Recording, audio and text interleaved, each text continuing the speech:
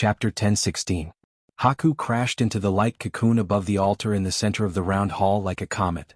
The book of Mavakart above his head shone brightly, and his eyes were burning with anger. A black flame bloomed in the golden flame. Brando was slightly surprised.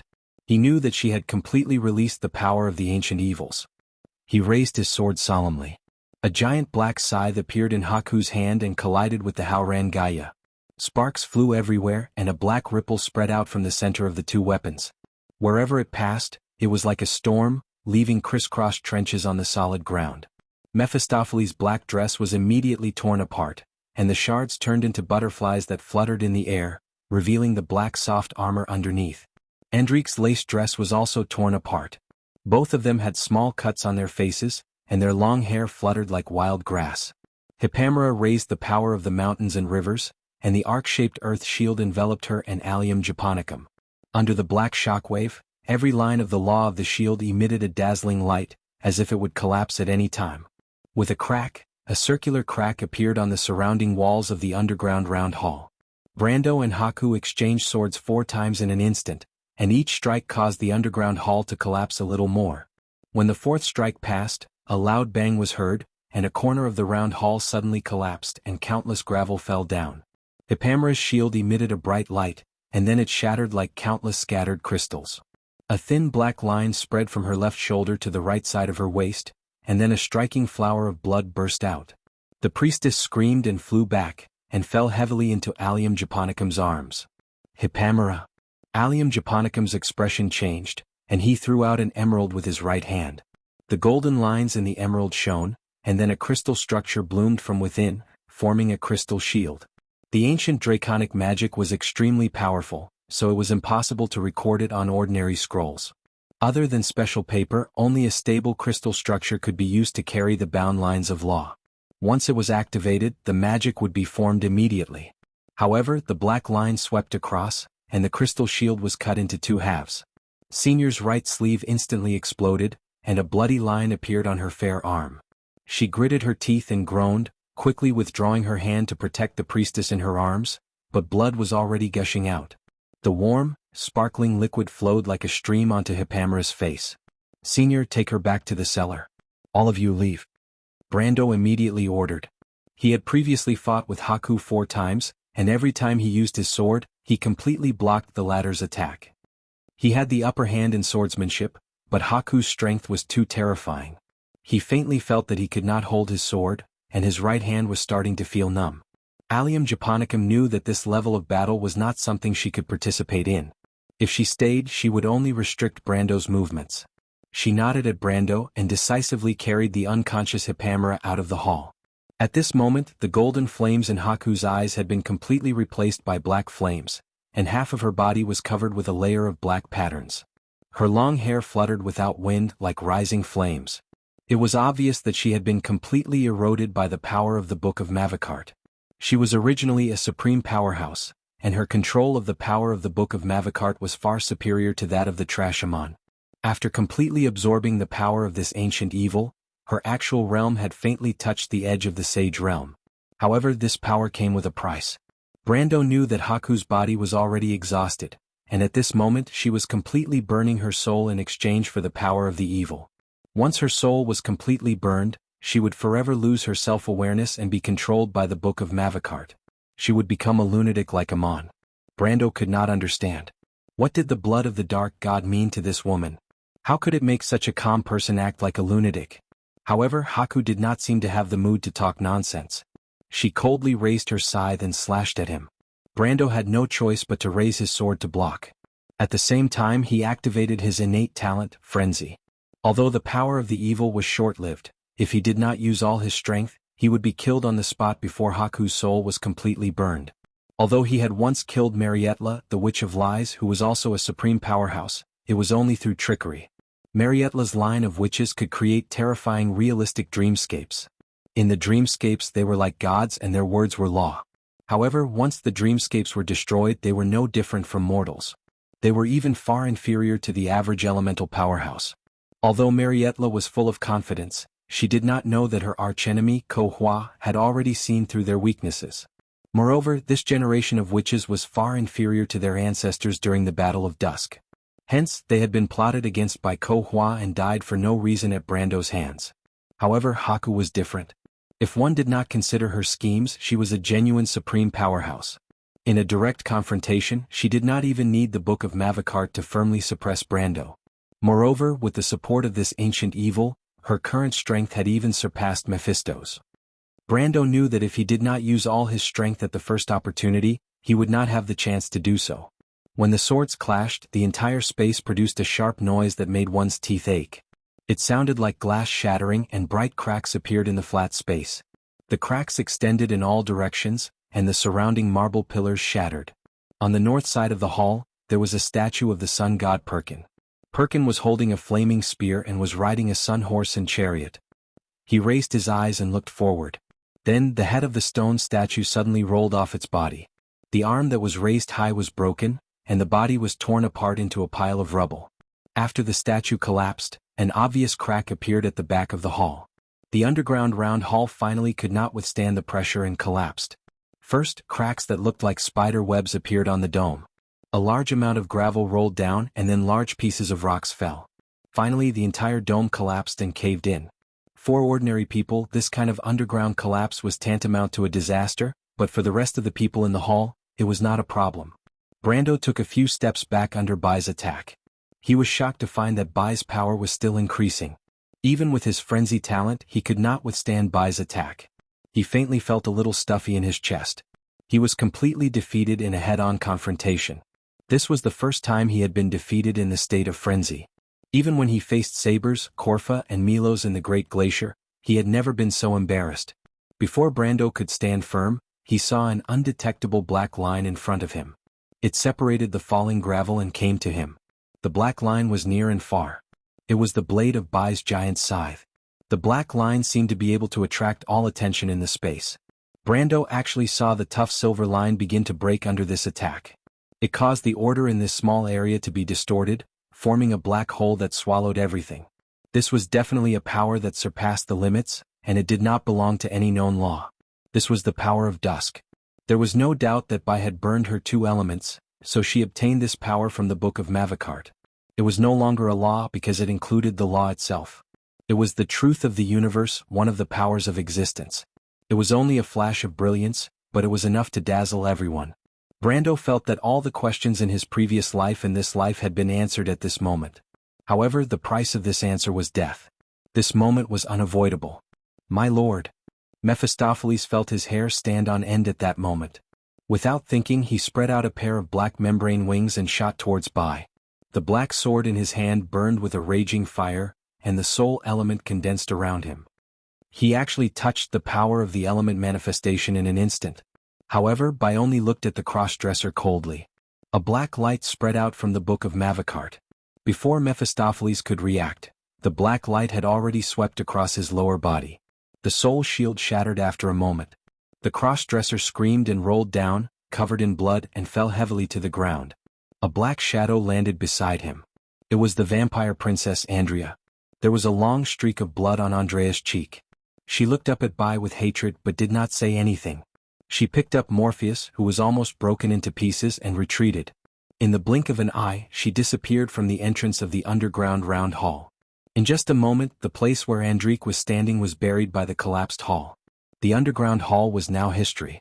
Brando threw away the Haurangaya. At this level, swordsmanship was meaningless. Although his swordsmanship was close to the Tao, it was still too far away. This was the dialogue between the highest level elements. Only the elements could fight against the elements. Countless lines of law appeared around him at the same time. They intertwined with each other, weaving the most basic and primitive language of this world. Time and space had lost their meaning in this world. They were described as formulas, and these formulas were eternal. Energy and matter appeared at the two ends of the scale. They changed and transformed each other, and all laws and karma appeared. The past and the future seemed to overlap each other, and they could reach each other. These things that ordinary people could not understand were harmonious and unified in this world. They were one and the same. It was as if as long as one understood one of them, one would understand the mystery of the whole world. Brando saw a spreading energy. It appeared to be a dazzling black in this pure silver world. As this energy moved forward, the laws changed. Its disorder seemed to be increasing at every moment, affecting everything in the blink of an eye. But Brando immediately found the two strings of time and space. These two strings ran through the whole world, forming a perfect circle. When he touched these two strings, the energy he was in immediately spread out. It was as if it was everywhere in this world. Present and future, past and present. He could be at any point and he could be at any position. Brando used all his strength to avoid the dazzling black. The whole world seemed to resonate at that moment, but he soon found that his actions were in vain. All the laws began to collapse, and the countless possibilities he was in collapsed into one point, and he was at that final position. A black wave rushed towards him. There was no way to evade. But suddenly a figure blocked in front of him. Brando narrowed his eyes and found that it was the tall body of the undead Lori-san. It raised the huge sword, and with a loud bang, an irresistible force came through the body of the skeleton knight. Both of them flew back at the same time and fell heavily into the collapsed walls. Then they were buried by the sand and the whole world fell into darkness. Brando coughed and his thoughts paused for a moment. But he quickly recovered and shot out from the thick soil like a cannonball, landing on the ground again. He shook off the sand on his body and found that the battlefield outside had completely changed. The familiar underground hall was gone, and only a deep pit was left. The sunlight gathered from all directions, and he could not help but squint his eyes. The undead knight Lori-san stood at the corner of him. It was not in a better state than him. Its sword was half broken, its cloak was torn and dust was everywhere. There was a deep wound on its chest and several of its snow-white ribs were broken. The dancing soul fire was completely exposed. The two of them looked up at the sky at the same time. There Haku's mind was almost completely controlled by the Book of Mavakart. She was bathed in endless black flames and turned into a flaming person, as if she would burn out at any time. The only thing left was her pair of incomparably determined eyes, as if there was an endless obsession supporting her, allowing her to fall into the abyss, but still retain a trace of clarity. Her eyes were fixed on the black cocoon of light in the air. She stretched out her hand, and the ribbon of light wrapped around the black cocoon of light flew to her, bringing with it a majestic power. This power made even Brando's heart palpitate. It was the power of the blood of the god of darkness. When the power of the Black Pearl was fully released, it was extremely shocking. However, although Brando and Lori-san wanted to seize it, they found that they could not move at all. The Book of Mavakart on Haku's head was emitting an endless pressure that far exceeded the limits of her control. Her burning soul was like a bright star that was moving towards the end of its life, ending everything in a burst of magnificent energy. In comparison, Amon, who used to control the projection of the ancient evil creature, was like a child waving a toy. This was the power of the divine. Brando felt his heart beating powerfully. Not far from him, Lori-san's soul was roaring furiously, but it was useless. The blood of the god of darkness was rushing towards Haku, and Haku persisted in completing this sacred ritual. Whether she was about to die or completely controlled by the evil creature, it was as if it had nothing to do with her. To her, everything in front of her was the entire world. Brando tried his best to shift his gaze and he finally noticed something out of place. It was a stone slab floating in the air. It was alone in that position, but it completely ignored all forms of energy around it. There's still one more chance. Brando gritted his teeth as he thought. He took a deep breath and shouted with all his strength, "Medisha!" In an instant, a door of light appeared on the battlefield. Chapter 10:17. Before Medisha appeared, a beam of silver light shot out from the light door and hit the war slate in the middle of the air with a crisp clang. It then turned to one side and shot into the ground. Only then did everyone see that the silver line was a silver shuttle-shaped spear, which was inserted into the collapsed stone wall at an angle. The war slate that was hit flew in the opposite direction and rolled in the sand beside Brando's feet. Brando chanted, "In the name of knowledge and wisdom, activate." The center of the war slate spun inwards and a beam of white light shot out from it and flowed into the patterns on the war slate. The entire war slate shone and then flew up again and stopped in front of Brando. "Get out of my way." But it was at this moment that Haku roared. A black belt of light swept across and hit the war slate, sending it flying like a cannonball to the ground. It then bounced up high and flew in the direction of the forest in the distance. However, the majestic power of dusk from the Book of Mavakart activated the war slate's defense system in an instant. As the war slate spun in the air, countless pure white light beams shot out from the patterns. The light beams directly pierced through the overlapping black belt of light. One beam pierced through Haku's waist and the other pierced through her chest. Haku screamed and fell straight to the ground. Her body was covered in black flames as if she was going to be burned to ashes in an instant. The remaining light beams shot into the air, the ground, and the direction of the forest. Everywhere they passed it was like a beehive. Once the light beams hit the trees, they immediately burst into flames and turned into white ashes in the blink of an eye. The war slate that had lost its light rolled into the forest not far away. Less than 5 meters away from where it landed, a rock was suddenly lifted from below. Allium japonicum carried Hippamera, who was covered in blood, out of the secret passage. She could smell the burning smell of the battlefield outside and could not help but frown. But just as she raised her head, a bright light reflected in her eyes. Bookshelf number, Arcane 10522031V, Armor, Initials D, Implantation Technology, Inheritance of War Equipment. Inheritor Iron Bloodline, Bloodline Match. Inheritance begins. From Earth Legion. At the moment when the white light disappeared, Brando and the undead knight Lori-san immediately felt the pressure on them loosen. It's done now. Brando did not have time to retrieve his Howran Gaia. He directly activated his elemental power and flashed in the direction where Haku fell. Lori-san was a little slower, but he followed closely behind him. The two of them arrived at the edge of the deep pit where Haku fell but found no one there. Brando's heart skipped a beat. A claw burning with black flames had already reached out from the side. Without thinking he raised his fist to block it. With a muffled bang, Brando only felt a piercing pain from his arm. Haku was not going to let Brando go. She threw punch after punch. In an instant she and Brando had exchanged 30 to 40 blows. In terms of swordsmanship, Brando was far superior to this woman. However, when it came to close combat he was too far behind. Not to mention that Haku had now mastered the power of the Book of Mavakart. After 30 to 40 punches, Brando only felt his arms go numb. It was as if he could no longer feel his arms. At this time he caught a glimpse of a black light sweeping towards him from the corner of his eye, but there was no way he could dodge it. Medisha, who was dressed in silver, stepped out of the portal. However, she immediately felt darkness in front of her. A black shadow had flown back from the front and crashed into her. She groaned and immediately felt that the person in her arms was her lord. At the same time the light door behind her shattered and disappeared. She hurriedly hugged Brando with one hand and took a step back. At the same time she raised her right hand. The silver spear that was stabbed into the ground not far away instantly turned into thousands of light particles and disappeared. It then reappeared in her hand. 1,000 army strike. Medisha threw the spear forward with all her might. A silver line flew across half of the battlefield and shot towards Haku. Haku turned around and glanced coldly. A series of black ribbons of light rose from the ground and weaved together to form an arc-shaped light shield. The spear hit the light shield hard and only created a trail of golden sparks. On the other hand, the spot where the spear hit the light shield reflected a ray of black light at 10 times the speed. Medisha did not even have time to react before her chest was pierced. She widened her eyes in disbelief and spat out a mouthful of blood. Brando woke up from his temporary coma. He felt that it was raining on his forehead. He subconsciously reached out and wiped his forehead. The thick smell of blood made him realize that something was wrong.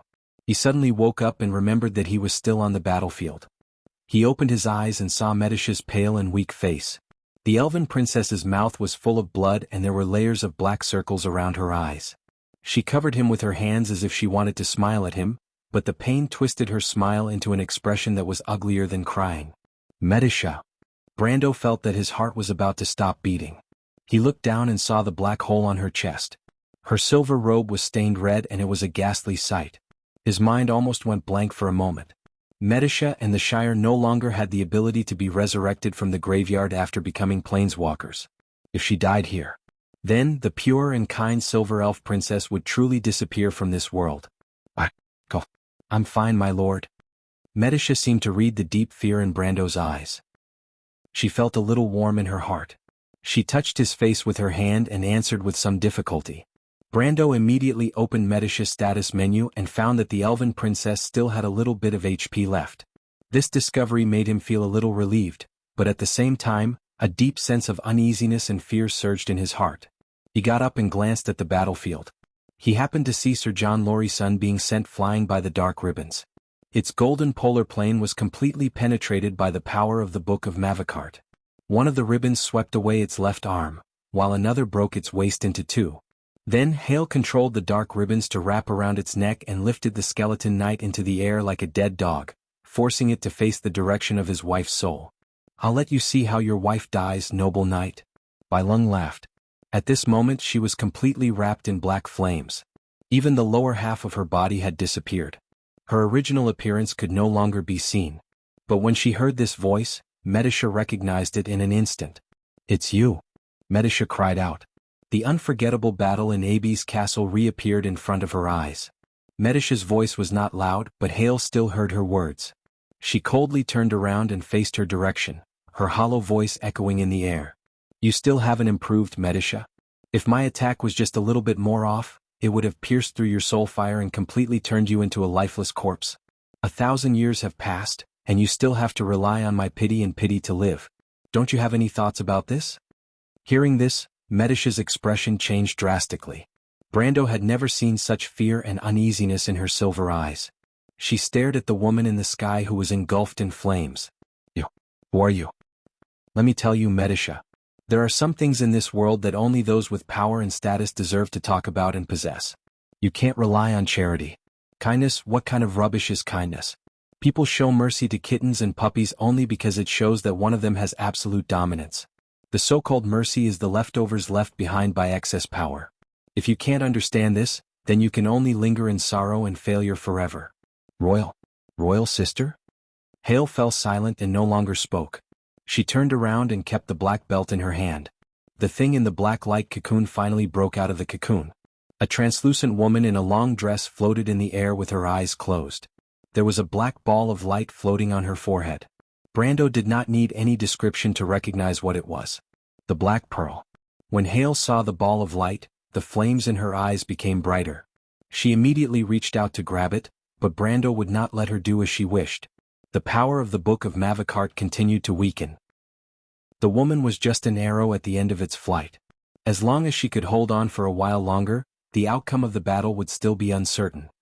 He patted Medisha's shoulder and said gently, "Stay away, Medisha." After that, his body flashed and appeared in front of Hale.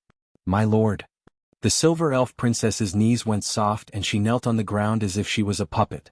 Hale had only stretched out her hand halfway when she saw Brando reappearing in front of her.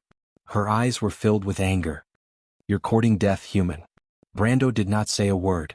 The anger in his eyes was not inferior to Hale's. If it was said that the battle before was a battle of interests, but at this moment, it was destined that only one of them could survive. As soon as he appeared, he attacked with all his might. He activated Charge and the Crown of Thorns. He completely abandoned his defense and his attack was boosted to the limit. He turned into a meteor and crashed into Hale, who was in midair. Hale did not intend to talk too much nonsense with Brando. She knew that she did not have much time left. She coldly glanced at Brando. Dozens of black energy beams rose from behind her and shot toward Brando. At this moment she did not even care about the undead knight Lori-san. She was not afraid of a mere elemental truth human. There was only one thing left in her eyes, the blood of the dark god. But she soon realized a problem. Countless black light beams instantly pierced through Brando's body. His clothes and armor were completely torn apart. Even the behemoth's grip was shattered inch by inch under the powerful power of the sage domain. Fragments of his bones, organs, and blood flew all over the sky along with the energy beams, turning him into a bloody man in an instant. But no matter how dense and terrifying the attacks were, he continued to move forward without dodging. He was like the god of war described in the legends who had the strength to fight against 10,000 soldiers. When he moved forward, the gods and ghosts would avoid him. A bloody path was naturally formed. Brando covered his heart with one hand. His long hair danced like wild grass. He raised his head. His bloodied face was like a ferocious ghost, but he was smiling. His snow-white teeth gleamed with a cold light. Unyielding. At this moment, Hale realized that she could not stop all of this. Golden bloodline, perfect body. A thought that made her extremely terrified arose in her heart. Brando had already grabbed her wrist. Hale actually forgot to react for a moment. Then, a fist became bigger and bigger in her vision. Bang! Hale screamed. She was almost sent flying by Brando's punch. But she could not fly away because one of her hands was still tightly clamped by him. She finally caught her breath with great difficulty. Brando's second punch was already in front of her. This time Hale finally remembered what she should do. She screamed and threw a punch at Brando. Brando did not dodge. The two fists collided heavily. With a loud bang, Brando's right hand suddenly became completely distorted and fell limply to the ground. However, Brando's attack power with the crown of thorns fully activated was not to be underestimated. Hale screamed as well. Her right hand made a series of crisp cracking sounds, and then she could no longer raise it. No matter what, Hale was still a woman. This time she was in so much pain that she almost fainted. She could not help but gasp. But what she did not expect was that the damned human actually used his remaining hand to hug her tightly and pushed her away from the Book of Mavacart. You deserve to die. Hale immediately realized what he wanted to do. She endured the pain and extended the last few light ribbons. They wrapped around the blood of the dark god in midair and threw it in her direction. At the next moment, the Book of Mavacart in midair finally lost its last bit of power. It flickered twice and disappeared into the air. At this time the two of them were completely powerless. They hugged each other and fell to the ground like meteors. Hale's soul had already begun to dissipate, leaving only the burning obsession in her eyes. She stared at the black ball of light that followed closely behind. She knew that there was only one step left in her ritual. Once she obtained the blood of the dark god, she still had hope of turning the tables. However, under her horrified gaze, she saw the black ball of light enter Brendel's body without hesitation, like a river returning to the sea. She could even feel the excitement and joy coming from the blood of the dark god. My ritual. Hale seemed to have seen the most impossible ending. You have the blood of the dark god in your body? Brando was already unconscious. Chapter 10:19. The bell of dusk rang in the sky above Nibosia City. The sound of the bell echoed in the empty twilight. Near and far, the setting sun shone through the fiery glow of the sunset onto the dome of the Golden Palace, reflecting an orange-red glow. Teams of golden-armored Praetorian guards lined up on the slope outside the palace walls to change shifts. From afar, the uniformed commands of the ceremonial knight could be heard. The noise passed through the copper-plated treetops and even into the inner court. In the Winter Solstice Palace, Pope Pétien III hurriedly finished his dinner. Half a carefully cooked roasted lamb, a silver sea crab and exquisite pastries were all served on a snow-white porcelain plate. The meat dishes were made with basil leaves and snow tree leaves from Saint Tassel. The surface was covered with sauce and black pepper. The meat was tender and fragrant, but the diner himself had no appetite. After tasting it, he put down the silver knife and fork and wiped his mouth with a square handkerchief embroidered with golden silk. Only then did he order the attendants to arrange a carriage for him to go to the Emerald Hall. Fanzin's religious authority was unified. Although the nobles would still have grudges against the Holy Cathedral because of the unequal distribution of benefits, from the secular power upwards, the secular laurels and the Holy Scepter were all in the hands of one person. Because of this, the election of the Pope was often not hereditary. Usually it was chosen from the 8 cardinals. After the abdication of the previous Pope, he took the title of saint and lived in the Emerald Hall. He did not ask for secular power, but he was still the spiritual leader of the Holy Church. Therefore, for thousands of years, this empty position also had great power. Today, although the current Pope could make arbitrary decisions, he was still subject to the restrictions of the Pope. These days, Pétien III's uneasiness stemmed from this. He sat in the carriage and looked at the shadow of the Emerald Hall from afar. It was like a giant beast entrenched in his heart, eyeing him covetously, making him uneasy. The former Pope, Asabantus XI, was his mentor on the Holy Road. He had trained him to where he was today. Although the teacher-student relationship was harmonious, they were always separated by a throne. Pétien knew that this was due to their respective positions. All the previous popes were like this, and it was understandable. He had always advocated a holy war against Cruz in the south. Asabanto XI had always known his thoughts. Now that the people of Cruz were in chaos without a fight, and that crazy queen dared to restore the dark reign, this was a heaven-sent opportunity for him to fight against Cruz. He had even contacted the Wind Elves and the envoys of the Grecius Knight Order, and had stockpiled troops and provisions at the border, preparing for a grand plan to leave a mark in history. But at this time, an edict of ceasefire had dashed his hopes. This edict came from the emerald gold sacred hall in front of him. This kind of thing might not happen even once in 100 years. The last time it happened was during the time of the Rimador Rebellion, when Gloria I used the power of the Holy Knight Order to remove the reigning pope from his position. This association made Pétien III's face gloomy. He looked gloomily at the 7-foot-high golden palace gate of the emerald sacred hall that was slowly opened by the guards on both sides. No one knew what kind of thoughts were running through his mind. The deeper uneasiness in his heart came from the reactions of the bishops. The bishops and the Knight Order did not seem to react as fiercely as he had expected. The interior of the empire was as calm as a mirror, without the slightest ripple. He knew that the old man behind the palace gate must have used some unknown power to make all parties submit to him respectfully. As a superior, he could not tolerate power that was not in his grasp, especially when this power was so great that it was beyond his expectations. Accompanied by his attendants, Petyin III walked through the corridor and stopped in front of a dark walnut door. He then raised his hand to dismiss his attendants, and at the same time, stopped his servants from announcing his arrival. Facing this walnut door, the supreme ruler of the Holy Inquisition found a trace of hesitation in his heart. But this trace of hesitation was as light and weak as a spider's web. His Holiness the Pope broke free with a light struggle, put his slender palm on the doorknob and pushed the door open. Since old age, Asabanto XI liked to light the fireplace in his study, sit on a low chair, and read the scriptures and documents of the church all day long. Although Petyin III doubted how much true meaning there was in it, he was more or less envious. Since he had taken control of the secular power, he inevitably alienated the divine will. The Holy See is inferior to the ascetics. This proverb was not a rumor in Fanzan. A warm breath hit his face and the hot wind hit his cheeks. He could not help but squint his eyes. The flickering fire in the fireplace seemed to flow through the gap of the door. It was like a flowing warmth, flowing over his golden shoes and the end of his holy robe. Asabanto XI was not alone in the room. In addition to a servant in his 40s, there was also an old man with white hair and a white beard and glasses. Petyin III recognized this man at a glance. He was a famous scripture scholar in the holy sanctum. Asabanto XI was still wearing a plain robe today, but he wore a hat, which was rare. He looked quite formal and serious. Sitting opposite him was a woman. Petyin III was a little surprised and could not help but take another look at the woman. But after another look, he could not take his eyes off her. The woman had long dry brown hair and a pair of eyes that shone like jade embedded in a mountain rock.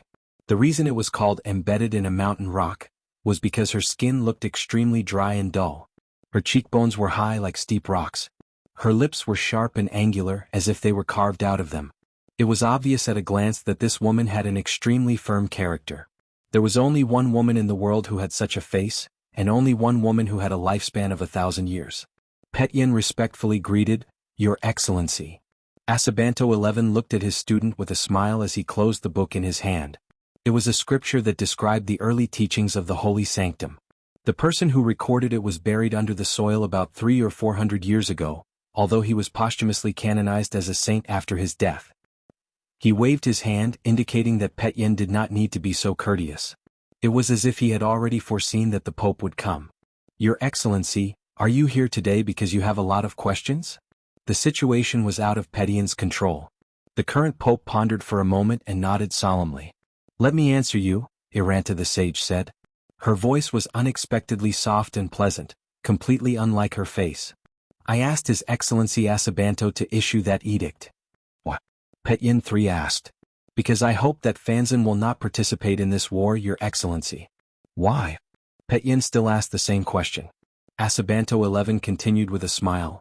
"Your Excellency, for half a century, the holy sanctum has been in turmoil, and the old and new doctrines have been in dispute. You have seen all of this with your own eyes. The reason for this is nothing more than to discuss the issue of justice. The root of this problem is the Great War 60 years ago. We saw many things behind the scenes of that war, so much so that we began to question the foundation of our existence. What do you think of this?" Petyin did not answer. Instead, he glanced at Iranta. "I can't give you an answer to who is right and who is wrong in history, Your Excellency." Iranta calmly replied, "Although I have experienced it myself, I, Gil, Saint Tassol, and your predecessor Fanzan can't answer this question. Odin believes that he is wrong, but this only represents his own opinion. He can't judge history and everything in the past. In a certain period of history we are in, no one can judge himself correctly, not to mention there were countless sages before him. Many people were involved in it. Anyone in this part of history, whether it is a person who experienced it or a bystander, can only observe a fragment of it, so we can only experience it ourselves and witness it. I have lived for 1,000 years just to see the result with my own eyes." Petyin III frowned. "But do you think that the Queen of the Cruz people has made the right choice?" Iranta shook her head. "No, it is because we can't be sure whether we are right or wrong that I want to see another path in history. You know the prophecy. The lost moon takes away the light is lost, the silver generation is lost to the earth, walking forward in the darkness and obscurity, the chance encounter between the emperor and the fool, the rusty clockwork is being restored, the sword that changes fate. Wand is waiting for this sword that changes fate. Do you believe in the dark prophecy, sage? Petyin III asked. Everything will be born from the darkness. This is what the Myrna people are unwilling to give up, Your Excellency, the sage replied. This is the age of black iron, the age of heroes. Martha gave power to the mortals, believing that heroes will be born from the mortals. But in the eyes of the gold and silver race, how can the weak save our world? What's more, there is the failed work of being lost in the dark forest. Everything seems to be a warning to civilization that this is a wrong path. The descendants of the Azure Knight quarreled endlessly over this, and the fire of civilization declined day by day, to the point that it could not continue. The dark dragon Odin made a last resort choice to save all of this, and today will be the time for it to show the results. Iranta looked at Petyin III and replied, The millennium of history seems to have returned to a cycle, but this may not be the beginning and starting point of everything. I will observe the agreement with Odin to witness the end, but in any case I still hope to preserve a little fire for civilization, and not pour all of our power into just one answer. Therefore, I hope that the people of Fanzan can leave this mortal stage because there is a more important war that needs your strength. Petyin III raised his head slightly. Sage, what do you mean? Iranta raised her head, and her emerald eyes seemed to be able to penetrate the palace walls of the Emerald Hall.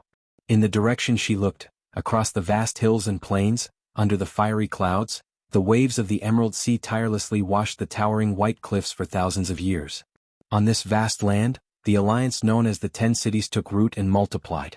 About 530 years ago, mercenaries and merchants from the Anir and Makesun regions came here and spent 100 years to build the first city here. After half a century, a new kingdom was established. Its people were humans, mountain people, elves and dwarfs.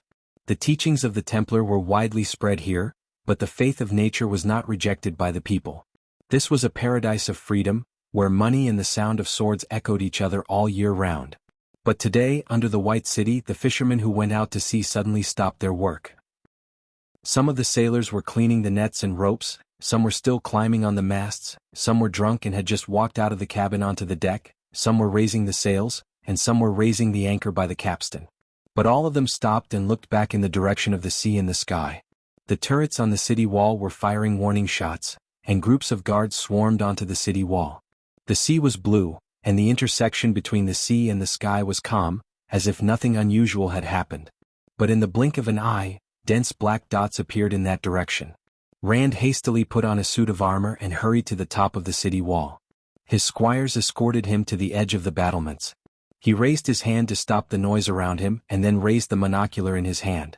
What he saw was a white triangular sail, and it almost blinded his eyes. He cursed under his breath and looked down. The silver oak emblem on the sail shone in the sun, and then he saw the elegant white hull of the elves. The fleet of the wild elves. Rand sighed and put down the monocular. There are at least 300 ships, and this is an army of 30,000 people. Is Eloranta crazy? The Eloranta he mentioned was naturally referring to the kingdom of the wild elves. He took another look to be sure that he was not hallucinating. At this time, the alarm bells in the White City were already ringing, and the ships outside began to file into the harbor. Rand glanced at the harbor and estimated that the harbor would be closed in about half an hour. He looked back. He was just a small captain, and he could not make any decisions on this matter. He handed the monocular to his deputy and then said to a squire, "Go and inform the faraway eagle and the city lord and let them decide. If the elves are serious, White City will not be able to hold. We must immediately seek support from other cities." The retainer glanced at him in panic before trembling as he took the brass token and stumbled down the stairs. "Look at that ship." Suddenly, a squire pointed in the direction of the sea and shouted. Rand looked back and saw a light boat coming out of the Wild Elves' fleet and approaching White City at an extremely fast speed. "It's a messenger. They sent a messenger. What do the elves want? P.S. A new month has begun. Everyone keep up the good work." Chapter 10:20. Brendel felt as if he had just experienced a long dream. The dream was made up of countless fragmented images. The images flashed before his eyes one by one, like a silent river. As time passed, he experienced one world after another in a trance. In the first world he was half awake and half asleep. There were many tall and handsome humans standing in the room. They had black hair and golden eyes. They were wearing robes. The robes were red on the left and black on the right. There was a dark golden collar at the neckline. There was an Ouroboros on the robes. There were 11 of them in total. One of them stepped forward and reached out to touch his eyelids. The ring of coiled serpent on his index finger was shining with silver light. The first thing he saw was the dark walls and floor, which were covered with a lattice network used to transmit magic power. It looked like the upper level of a tower. Outside the round hall were 12 black stone pillars. Outside the pillars were a sea of golden clouds. Towering buildings stood in the middle of the sea of clouds. In the distance, the Perkin sun emitted an eternal afterglow on the horizon. Those handsome humans were talking to each other, but they did not make any sound. It was like a silent movie. Occasionally they would draw a bright symbol in the air, and then the others would nod as if they agreed. From the mouths of these people, Brando finally distinguished a word that he could understand in modern Crew's language. The Truth Society. The picture quickly became fragmented and dimmed. In the second world, Brando felt that he had become an exiled refugee. The beautiful buildings around him were no longer there. He was in a daze, following an unknown clan. Giant beasts were pulling wooden carts on the Great Plains. Looking back, the sky was still covered with golden clouds. He could vaguely see the shadow of a tall tower on the clouds. And above the sky, countless meteorites were falling from the sky, dragging long flames behind them. They hit the ground obliquely, leaving a flash on the horizon. But there was only one image that left a deep impression on him. A huge dragon shrouded half the sky, spreading its wings from the south of the Great Plains all the way to the north, crossing the horizon. Its curved neck was like a huge tower on top of the clouds. Its huge head stared at the ground, its golden eyes shining. It was like a huge shadow in the clouds, dominating the entire sky and earth. However, a ray of emerald green light was rising from behind the clouds. It was like a star, shining brightly in the sky, pointing directly at the dragon's heart. Then the second image disappeared like sand in the wind. Then came the third world, which was made up of a series of broken images. Sometimes, he felt that he was being carried by a group of people in black robes through mountains covered by dark clouds. Sometimes, he felt that he was worshipping an altar towering under the golden sun with countless believers. On the altar stood a giant surrounded by lightning. Then he saw a human in a red robe injecting a flaming bead into the body of a monster. The monster's wail shook the heavens and the earth. He saw countless such monsters being created. Most of them were killed immediately, but a small number of them escaped into the forest and became monsters. The ones that survived were some black-haired, golden-eyed creatures that resembled humans. Then the image dimmed again. At that moment, Brando suddenly understood that this was the process of the birth of the Myurnas. Some people were trying to use the blood of God to recreate the divine people, and they were the derivatives of this experiment. After understanding this, his mind fell into a deep sleep. This sleep seemed to have taken a century. When Brando woke up again, he had not opened his eyes, but he had already smelled the faint fragrance of flowers in the wind. When he opened his eyes, he was already in an exquisite courtyard. The courtyard was like a dream, with evergreen spring nightingales singing softly and ivory-white carved pillars hidden in the shade of the trees. Elven guards with silver halberds in their hands stood at the left and right. Surrounded by the crowd, a silver-haired elven girl lifted her skirt and came to his side. She bowed to him and said, "Good afternoon, royal sister." Brando was stunned for a moment, and these images dissipated like sand in the wind. Then he heard an angry voice. "How dare you pry into my memory?" This sentence was like tearing a hole in the entire dream, causing the world of the dream to be completely fragmented, and it woke Brando up abruptly. He opened his eyes. The first thing that came into his sight was a verdant green, with fragmented golden light floating slightly in the green field. When he saw it a little more clearly, Brando found that it was the shade of a tree that swayed slightly in the afternoon. Then came into view was a short-haired woman with a cold expression. She was holding her hand on his forehead, slightly frowning, and her short platinum hair was shining under the sun. Seeing that Brando had woken up, the woman's furrowed brows relaxed, and the tip of her eyebrows even raised a little. This subtle movement made Brando realize that the other party knew him. "You saved me." Brando groaned. Just as he was about to move, he felt an endless pain coming from his limbs and bones. He remembered everything that had happened before. He remembered the fierce battle with White. He remembered that he was seriously injured in the state of unyielding, and the blood of the dark god rampaged through his body and caused further damage. It could only be said to be a miracle that he was still alive. But there were no miracles in this world, so the only possibility was the woman in front of him. After a brief confusion, he had actually recognized the identity of the other party. The Holy Maiden of the Lion Palace, Sydney. But why was she in this place? Sydney silently pressed her hand on Brando and said, "Your injuries are too serious. The holy water can only barely pull you back from the hands of the Grim Reaper, and there is no way to heal your external injuries." Only then did Brando understand his current state. He silently lay down for a moment, his mind in a mess. It took him a while to sort out his thoughts, so he sat up from the ground with some difficulty and took out the holy water from the dimensional space to drink.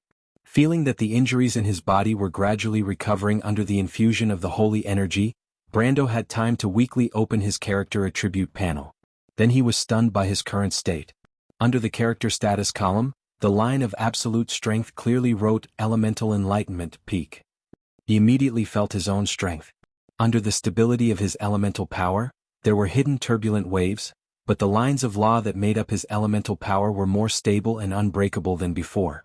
The two laws related to time and space appeared clearly around his body, and there was no longer a feeling of obscurity like before. This was an important characteristic of the elemental enlightenment stage. From the realm of elemental enlightenment to the realm of elemental enlightenment, it was the process of mastering and understanding power. The higher the realm of elemental enlightenment, the deeper and clearer the understanding of one's own elemental power. When one reached the peak of elemental enlightenment, the elemental power of an elemental master was no longer just a passive law. At this stage, the elemental power did not have only a few active and passive skills. Players could truly rely on their own will to manipulate and understand the elemental power, and the power of the elemental power, other than the limitations of its own nature, was only dependent on the level of understanding and control of the elemental power. In fact, this was already the threshold to the peak of elemental power, and also the foundation of ultimate power. After going through this stage, players could truly grasp the power of the elemental power. Brando looked down and saw that in addition to the original active and passive skills, there was an additional active effect. Players will be able to freely manipulate the power of time and space. Of course, this way of displaying the power of the elemental power was the same as the active skills of the elemental power. It required a continuous consumption of order power, which was the so-called degree of control and control of the elemental power. The consumption was very shocking, but the shocking consumption also brought about powerful effects. Just like before, the active and passive effects of the elemental power that Brando could use were only limited to teleportation, limited manipulation of the flow of time, and increasing his own defense. So when Whitehair attacked, he could only rely on teleportation to escape, and was easily suppressed by his opponent. But now it was different. Brando could now easily be immune to all damage. He only needed to isolate either space or time, and as long as the psionic elemental power or the power of dusk could not negate this condition, then limited invincibility would be established. And this was the reason why the elemental power, which was similar to the power of existence, was so powerful. Wond was a world of elemental power, and the more powerful the elemental power one controlled, the higher the position one could reach. This was not empty talk. Of course, with Brando's current strength, if he wanted to do this, he could only maintain it for 1,000th of a second. After all, theory and reality were not always the same. Brando clenched his fist as if he was feeling his own strength. He vaguely understood the reason why his strength jumped from the middle level of the elemental enlightenment to the peak of the elemental enlightenment. In fact, after seeing White's stunning sickle, he faintly felt that he had touched the threshold of something that even he could not understand in his previous life. It was the deepest mystery of this world, and White's supreme power contained the aura of the power of existence, which answered all the questions in his heart. In this world there were very few existential powers, but chaos was definitely one of them. Brando could not help but feel lucky because in Wond, the powerful elemental power did not come without a price. This was because the more powerful the elemental power, the more difficult it was for mortals to grasp and understand the truth and secrets behind it. For example, an elemental power of the level of time and space was extremely complicated. Mortals might not be able to understand its true meaning in their lifetime, let alone master it. Those who had the highest level of elemental power might not be able to truly awaken their elemental power in the end, and those who could awaken their elemental power might not be able to understand the true meaning of elemental power in the end. Those who had lower-level elemental power would have a great advantage in this aspect. For example, someone as talented as Grey Sword Saint Mephistopheles had to rely on coincidence to awaken the extreme planes. What he had mastered was just a gray elemental power. Although it was a fantasy elemental power, its level was not high. It had to be said that Brando himself was extremely lucky. Awakening his elemental power and reaching the peak of elemental power of truth all relied on extremely coincidental circumstances. He had some confidence in awakening his elemental power, but he really had no confidence in entering the extreme planes with time and space elemental power. After all, it was very likely to be the existence of existential power. But he did not expect Haku to personally demonstrate in front of him the form of existential power in Wond. Of course, if he had died under that scythe, then the series of results that followed would naturally not have existed. But he had escaped, so everything that he saw at that time had now blossomed. Looking past the elemental power, Brando was not satisfied. He faintly felt that the changes in his body did not stop there. The first thing he needed to find was the blood of the Dark God. Haku was so obsessed with that thing, which meant that it was not as simple as it appeared to be. Moreover, although he understood the form of existence of time and space elemental power, the accumulation of his own absolute power had to follow a step-by-step process. It was absolutely impossible to gain power out of thin air. And this part of the increase in power, Brando suspected that it came from the blood of the Dark God. His gaze quickly focused, and he found that he had found the root of the problem. Although he didn't find any traces of the Dark God's blood in his attribute panel, he found another thing. He found that his elite template had been directly upgraded to a leader template. Moreover, it was the highest level world leader template. This template directly increased his attributes by 150%. With these attributes, he had steadily entered the peak of the elemental enlightenment in terms of absolute attributes. Brando suddenly understood the problem with the level of his absolute power that was marked on his character status before. If it was only an increase in his understanding of the elemental power, then it would only increase the strength of his control over the elemental power itself. And the increase in absolute power was obviously dependent on the increase in his attributes. But the elite template would not be upgraded for no reason, and the most likely thing right now was that suspicious blood of the Dark God. For some reason, when Brando thought of this, the scene that he saw in the dream suddenly appeared in his mind. In the third world, those people he saw should be the first generation of tree herders, the druids of the Ring of the World. They were creating gods. With the power of the blood of the Dark God. Brando could not help but subconsciously touch the wound on his chest. Although it had completely healed, leaving only a shallow scar, he seemed to be able to feel the power of the blood pulsing in it. Chapter 10:21. The three worlds in the dream should be arranged according to the order of time. The room he was in the first dream was probably Babel Fortress. The words recorded on the ancient parchment of the Mithril Society describe the fortress as follows. It is located in the center of the four directions of heaven and earth. Clouds float above the golden clouds. On the clouds are palaces carved out of gold and jade. Silver people in long robes walk on it. Bells ring in the clouds, hymns linger. Everything matched the scene he saw in the dream perfectly. The 11 tall and handsome humans should be the divine people, but they could also be one of the golden race.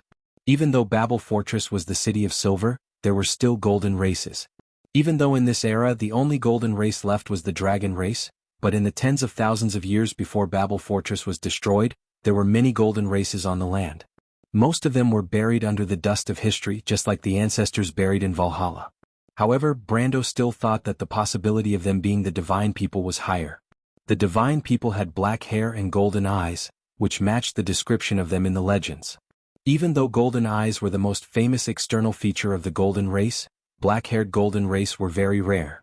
As for the Mithril people, their eyes were somewhere between amber and agate, like a golden red flame, not a pure color.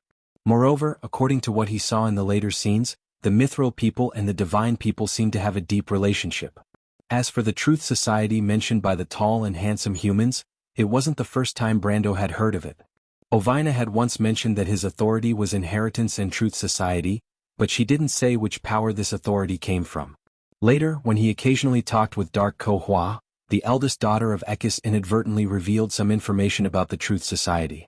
Before the Silver Age, when Babel Fortress was destroyed, and even further back, dating back to the First and Second War with the Twilight Dragon, that was the era when the divine people still walked the land. It was a glorious era. The divine people and Martha created Wond and the gods together and ruled this world. Just like the gods in the pantheon, the divine people also belonged to several organizations. The most important of which were the Truth Society, the Tribunal, the World Tree Organization, he suspected that it was the predecessor of the Druids of the Ring of the World and the Ring of the Sky, the Earth Guard and the Will of Gaia, which only existed in legends and had never been seen before. However, Brando couldn't tell from the scene at that time whether the Truth Society mentioned by the tall and handsome humans was referring to him or them. If it was the latter, then these people must be the divine people. The second world in the dream should be the destruction of Babel Fortress. During the Sixth War, the azure night broke through the sky and caused the stars to fall to the ground. The gigantic dragon that stretched across the sky was undoubtedly the projection of the Twilight Dragon in this world. Although it was just a glimpse in the dream, it left a deep impression on him. The golden red eyes above the clouds were so similar to the oppressive aura he saw above Fathom Harbor that day. He was almost certain that it was the will of the Twilight that attracted him at that time. The destruction of Babel Fortress ended the era of the gods. Countless books and documents disappeared from this disaster, and the fragments of civilization were scattered on the earth. The Silver Generation trekked in the wilderness, and the civilization was almost completely shattered and destroyed. 10,000 years later, a prophet led the Myrnas to re-establish their empire in the Black Forest. Although the Azure Knight was the first generation of the Darkness Dragon and left a very important legacy to the Myrnas, no documents mention what this legacy was. Today's mainstream historians believed that the Azure Knight should be the earliest Myrnas, and that what he left behind was probably the golden bloodline of the Myrnas. In other words, long before the establishment of the Myrnas Empire, the Myrnas had already existed on the earth and wandered in the wilderness with other silver folk to rediscover the fire of civilization. This conjecture was also in line with the development and reproduction of civilization. The establishment of an empire could not be done in a day. Just like the Silver Elves and the Bugas, the Myrnas Empire also developed and grew in obscurity for countless years, and their powerful bloodline laid a solid foundation for the prosperity of their empire. That was why the Mardos stood on the land of Wond. The third world in the dream revealed some secrets to him. These memory fragments may be divided into several different eras. Walking through the cloudy mountains should have happened before the first generation of the Myrnas fled to the Great Plains. After the destruction of Babel Fortress, civilization and order fell apart. The Myrnas and the Silver Folk fled, and countless seeds of civilization were lost in the wilderness. The noble people forgot their noble and elegant past and were lost on the earth. They hid in the mountains and forests and after a long time forgot everything in the past, and moved forward in obscurity and thorns. That was the passage recorded in the Pale poem. Then civilization sprouted in obscurity. He saw countless believers worshipping the altar towering under the sun. The birth of worship and superstition, the reverence for the gods walking in the sky, was in fact reverence for order. The seeds of civilization bloomed again in superstition and mystery after thousands of years. But about this history, it was an eternal mystery in the Orthodox historiography of Wond. Some documents from before the War of the Holy Saints, when describing this history, all mention the same word, prophet. The Myrnas appeared on the earth, and a prophet led them across the Great Plains. In the wilderness of today's four-leaf clover, they established the first civilized empire after the gods left Wond. This was the Myrnas Empire, and this was the beginning of the era of mortals. In the Silver Elves, the Bugas, and even other races that existed at that time, there was no doubt that there were similar descriptions. In the legend of the Bugas, a planeswalker, Brando thought it should be a planeswalker because the description was very similar to the legendary Matatanians, who had the ability to travel to different worlds, was teaching mortal magic in today's Silver Flash Bay. It was different from the ancient string magic used by the dragons, the predecessor of modern magic. In the story of the Silver Elves, there was the legend of the prophet, Halidil. This legend was even passed down to this day. Some legends described Halidil as an elegant stag as large as a mountain. So today in the south of Cruz and Erewhon, people still thought that the white stag was a symbol of guidance, and that it could lead lost hunters out of the forest. These legends clearly pointed to a possibility that someone had artificially spread civilization in that era, and these people were likely to be the Druids of the Ring of the World, because Brando saw in the last few fragments of the images that they used the blood of gods to create monsters in the Myrnas. The Myrnas were the last golden folk of the previous era. Unlike the dragons and several other golden folk, the Myrnas' individual strength was far inferior to their predecessors. As golden folk, they had only two most obvious characteristics, which were the golden blood and the color of their eyes. The second was that after the body was perfected, they would directly enter the realm of golden folk. However, the Myrnas' infant strength was extremely weak, and the average strength of the population was far inferior to the other golden folk. They also had a larger population, which once spread throughout the territory ruled by the Mardos Empire and formed dozens of legions. Such a population was beyond the reach of most golden folk. According to the records in the Pale poem, the golden folk were born from the blood and corpses of the gods, created by the gods. Then everything that followed could be explained. The Druids of the Ring of the World were once the most important guardians of the world's order. They monitored the spread of the Black Forest on the border of the civilized world and planted the seeds of fire. According to the literature of the Mithril Society, after the destruction of Babel Fortress and during the War of the Holy Saints, there were two major splits in the history of the Druids.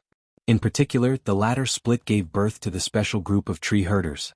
The tree herders once followed Odin and established a terrifying army of tree herders. After Odin's failure, they split up and went underground. When they reappeared in the world, they had changed into a madman organization. Unlike the All-for-One Society, which was also a cult and the sworn enemy of the four holy cathedrals, the tree herders worshipped the power of chaos, but that was only power. They were obsessed with stealing the blood of the gods in order to gain the power of the gods and control the whole world. That was why people thought they were a group of lunatics. But speaking of which, when did the tradition of tree herders creating oracles originate?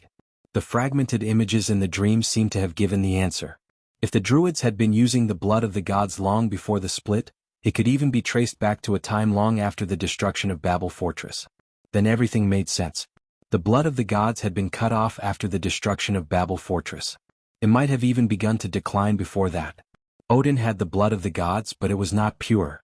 But at that time, the fact that a bloodline like his could still become the leader of the world of order was enough to show the decline of this bloodline. The gods no longer appeared in the world, just like how the gods left one by one. The decline of civilization forced the Druids, the guardians of order, to choose a different path, to use the blood of the gods to bring the gods back to the world. But it was easy to imagine how difficult it was. Even in the glorious era, the gods only created the golden race from the corpses of the gods. From this point of view, the Druids could be said to have succeeded. They created the Myrnas, the most distinctive golden race. But at least they did have the blood of the golden race. In a sense, the Druids of the Ring of the World represented the authority of the gods. This was what he saw in the third world in the dream. But Brando thought that it was still a bit of a fantasy for the Druids to create the golden race with their own hands. He was more inclined to another guess, that the Druids were fulfilling the unfinished business of the pioneers. That was to say, before the destruction of Babel Fortress, the remaining gods might have already set out to continue their bloodline, but this experiment was likely to be interrupted or failed due to the invasion of the Twilight Dragon. Judging from the age of the birth of the Azure Knight, he was likely to be the product of this experiment, the first generation of the Myrnas, and the most perfect Myrnas.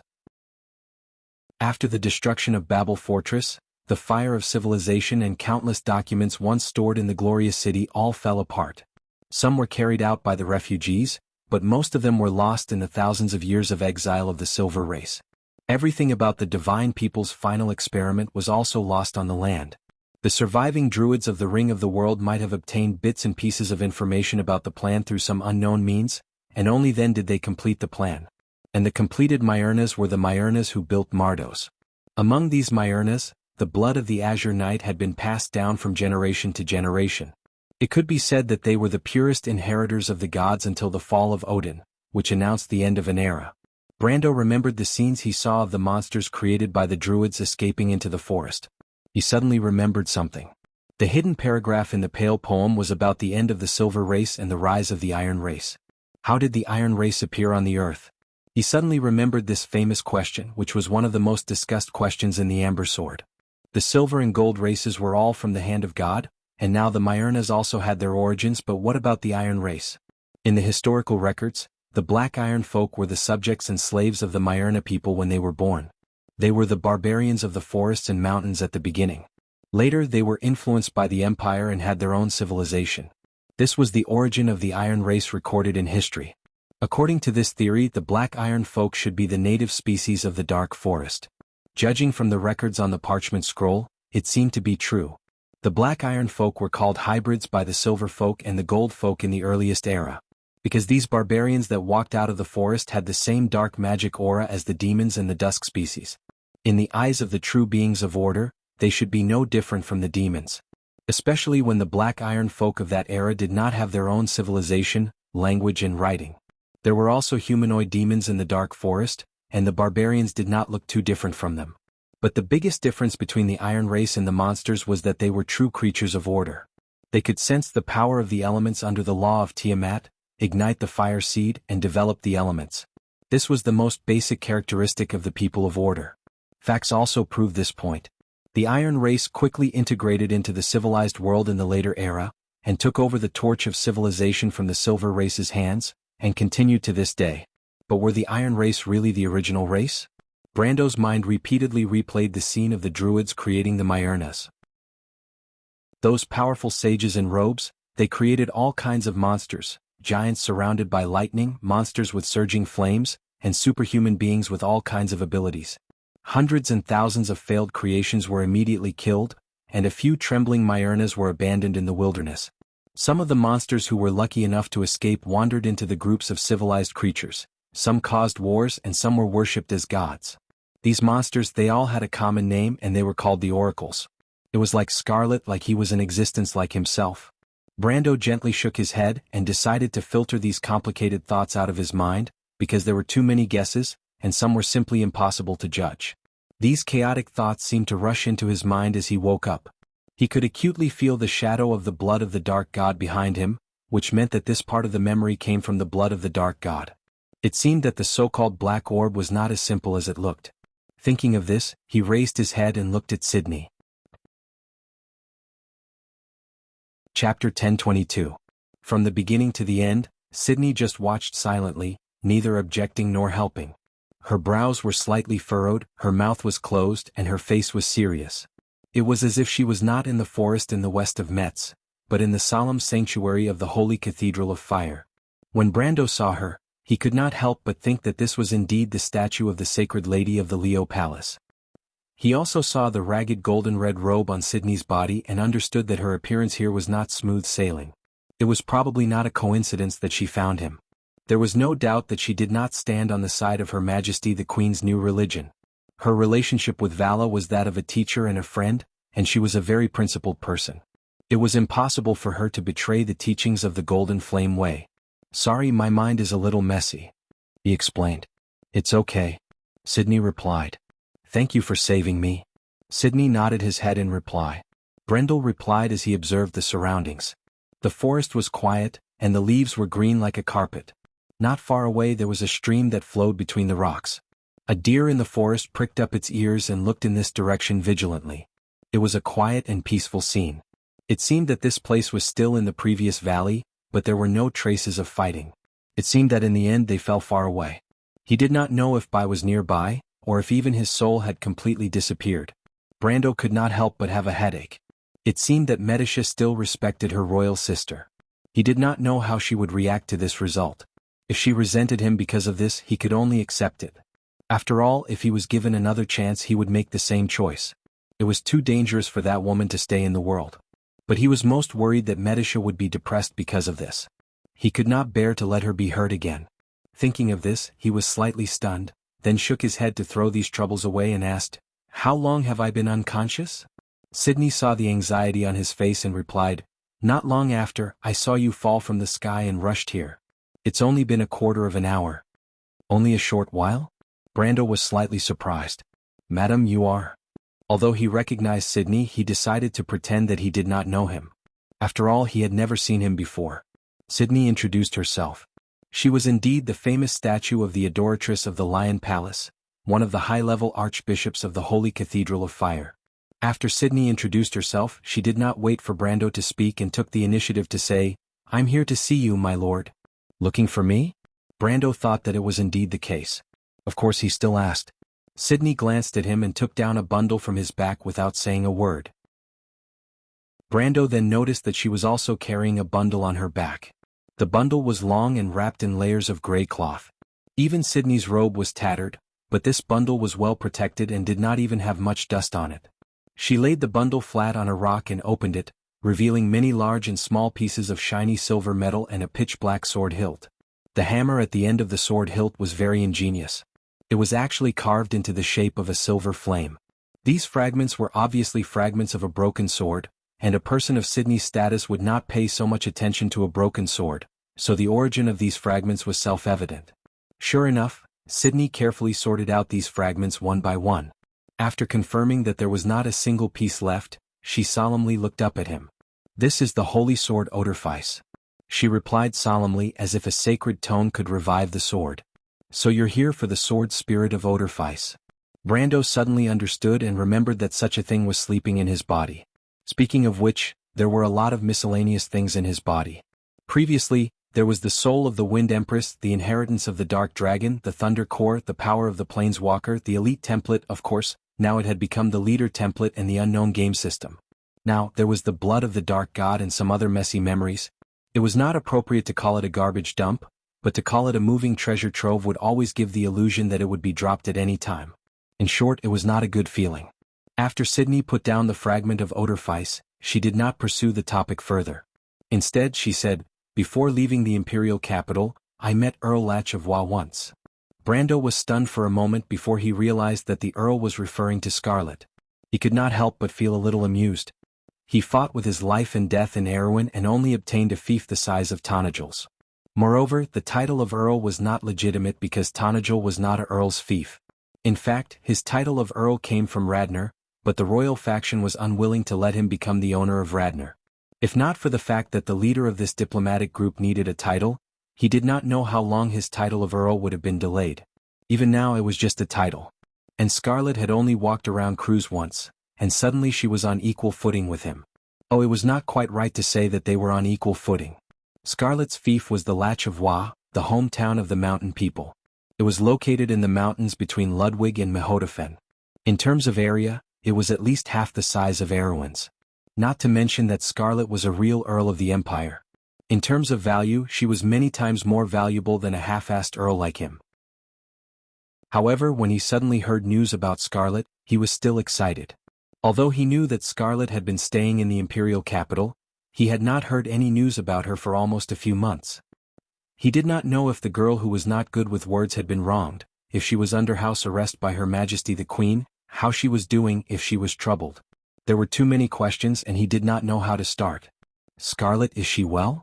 he asked. "Her Majesty the Queen did not trouble her because no one can force the Azure Lance," Sydney replied. "But I heard that Her Majesty intends to betroth her to Piano's son." Sydney suddenly stopped talking because she keenly felt that the surrounding temperature suddenly dropped by several degrees. The forest rustled as if it was shivering. She looked up with some surprise and saw that the falling leaves were suspended in the air around Brando's body. A burst of white frost quickly spread across the surrounding meadow, and the swaying leaves instantly turned white to the tip of the leaves, and then turned into ice dust. In the field of time and space imprisonment, the movement of molecules was completely stagnant, and the space within a few feet was instantly reduced to nothingness. Brando was shocked to find that he had lost control of his power in his rage. He quickly retracted his mind, and then realized that it was because his power had grown too quickly that caused him to lose control. Fortunately, he reacted quickly or the rampaging law would have hurt him. "Piano, the chief of the mountain people?" he asked coldly. Sydney looked at him and then nodded. "His son is worthy. No one is qualified to make my subordinates marry. Your Majesty the Queen only has this little vision." This should be just a statement, but if Count Latch insists on not bowing his head, Her Majesty the Queen will do so, Sydney said. Brando suddenly felt a little irritated for some reason he could not explain. "That stupid girl, what's wrong with bowing her head for a while? Can I not trust her?" He did not know who he was scolding, but he complained first and then sighed softly and calmed down again. Sydney saw his expression and was not surprised. "Your Excellency the Count, Her Majesty the Queen got different from you in the final battle.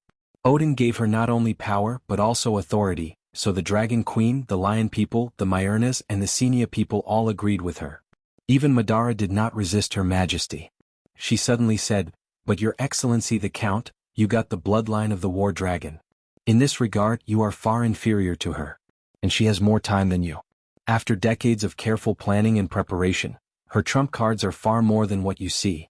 It will be difficult for you to only rely on the eldest son to fight against her.' You all know?" Brando reacted. "We will know after your battle with Williams, Your Excellency."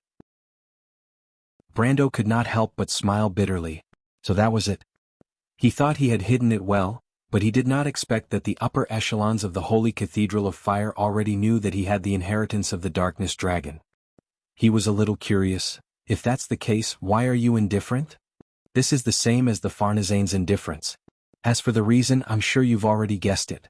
That's why it's unrealistic for you to hope that the Farnezane or any other faction will interfere in this war. The Bugas may support you, but that is only a part of them. The Silver City is divided all year round, and they are also divided into many factions. Sydney quickly answered his doubts. Brando shook his head again. In fact, he had expected it. Since the conversation with Tumen, he found that this matter was not as simple as it seemed on the surface. If even the Holy Cathedral of Fire could be divided into two, how could Farnezane's Holy Church of Light be an exception? Therefore, Farnezane's Pope choosing to bide his time was also one of the possibilities. Everything that was happening before their eyes was not too far out of their expectations. Is that why you came to me, Miss Sydney? Sydney nodded his head honestly. The Silver Queen intends to restore the dynasty of the Myernas. Saint Vara and I could not agree with her approach. She put the Saint Vara under house arrest, and I escaped from the capital alone. Her Majesty the Queen has won over the scholastics and made many people stand on the side of the Protestantism, but in the local areas, there are still many people who support the views of the Saint Vara. These people in Ludwig and Metz influence the opinions of a large number of nobles. If you only order them in the name of the eldest son of the Emperor, it will not have much effect. Can't they reach a consensus in the face of a great enemy? This is a war of doctrines. Who to listen to is a very serious question. That's true.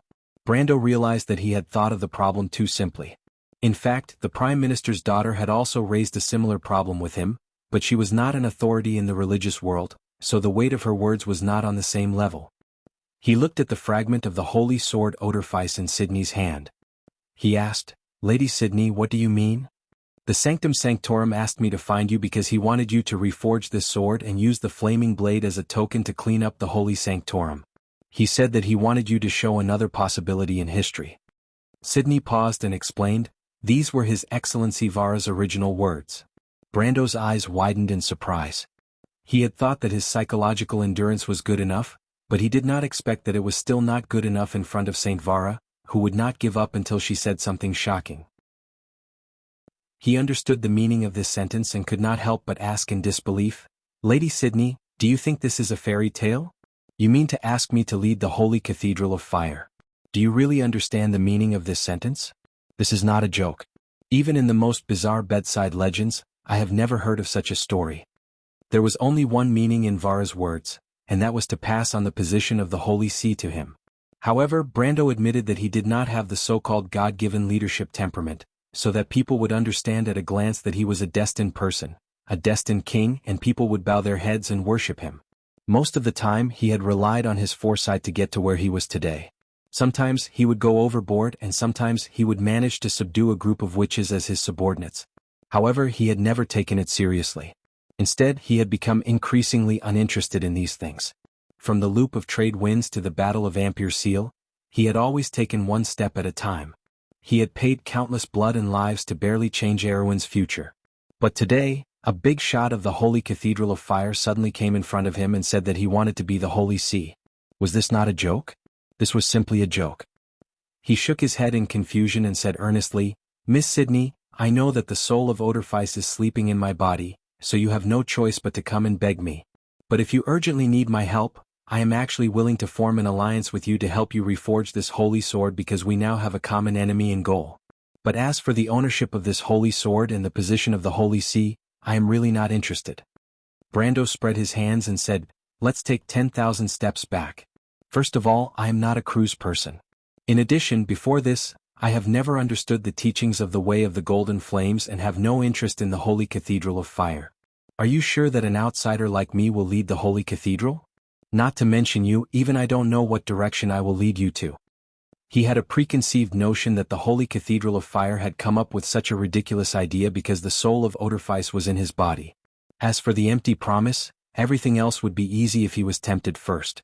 After all, the Holy Cathedral of Fire was such a behemoth. Could he command the world just by holding a holy sword? That was a story in fantasy novels. If the people below ignored him, not to mention the holy sword Oderfice, even if he held the amber sword, it would be useless. He did not want to be a puppet at all. If the Holy Cathedral wanted to form an alliance with him, then it would be better for everyone to take a step back and find a more sincere way. But what Brando did not expect was that Sydney's expression became serious. Although she had always been very serious, she was even more serious now. She looked at him and replied solemnly, "Your Excellency, what do you think the teachings of the Way of the Golden Flames are? Order and protection. It is not as difficult to understand as you think. His Excellency Vala chose you, and the Holy Sword Odorfice also chose you. I believe it is not too wrong." Brando was so stunned that he forgot what he was going to say. "Are you serious, Lady Sydney?" Sydney nodded, then shook her head. "I am just following the choice of the Holy Sword Odorfice. Perhaps you still don't understand the meaning of the flaming blade, but it doesn't matter. I believe you will eventually understand." Brando shook his head. "I still need to think about it. I think it is better to be more cautious about this matter. As for the recasting of the flaming blade, I will consider it." As he spoke, he stood up from the ground and looked up in the direction of the valley. He was a little worried about Senior and Medicia. He asked, "I am going to find my companions. Are you coming with me, lady?" Sydney nodded as if she did not care about the question. She put away her bag again and stood up. Chapter 1023. Brando estimated his location and realized that he should be in the latter half of the valley. The secret door of the Perkins Sanctum was at the entrance of the valley, which was at least 2 to 3 miles away from here. He did not know where the battle took place in the valley, but it should not be too far away. He used the communication crystal to contact Chen Yushan, but there was no reply. He felt a little uneasy, so he contacted Medicia. This time the call went through. Brando heaved a sigh of relief. He listened to the static on the other side of the crystal, and then Medicia told him in a weak voice, "She is fine. Andrique and her brother are also here. Epamera is still unconscious, but something happened to Madame Maynard." Brando's heart skipped a beat and he asked what the problem was. Medicia panted slightly and said, "I'm not sure what happened, but it seems like Madame Maynard is wrapped in a cocoon." "Cocoon?" Brando was stunned. He heard Medicia trying to suppress the pain in her voice, and he knew that she was seriously injured. He quickly comforted the Silver Elf Princess and asked her not to move, and said that he would be there soon. Medicia was as docile and obedient as usual. She listened to him and handed the communication crystal in her hand to Andrique. Brando then asked where they were, but the vampire princess was as impatient as usual. She told him that she saw him fall in the southwest direction, and that it should not be far away. Brando heard this and looked up at the valley. He realized that the place where he fought with Bai was in the middle of the valley.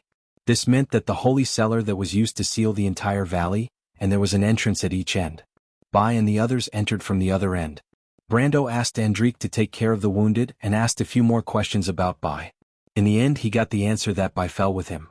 He was slightly stunned and realized that the woman might have really died. He could not help but worry about Medicia's current situation. He put away the communication crystal, knowing that worrying was useless. The most important thing now was to meet up with Medicia and the others. He thought for a moment and decided to move along the stream.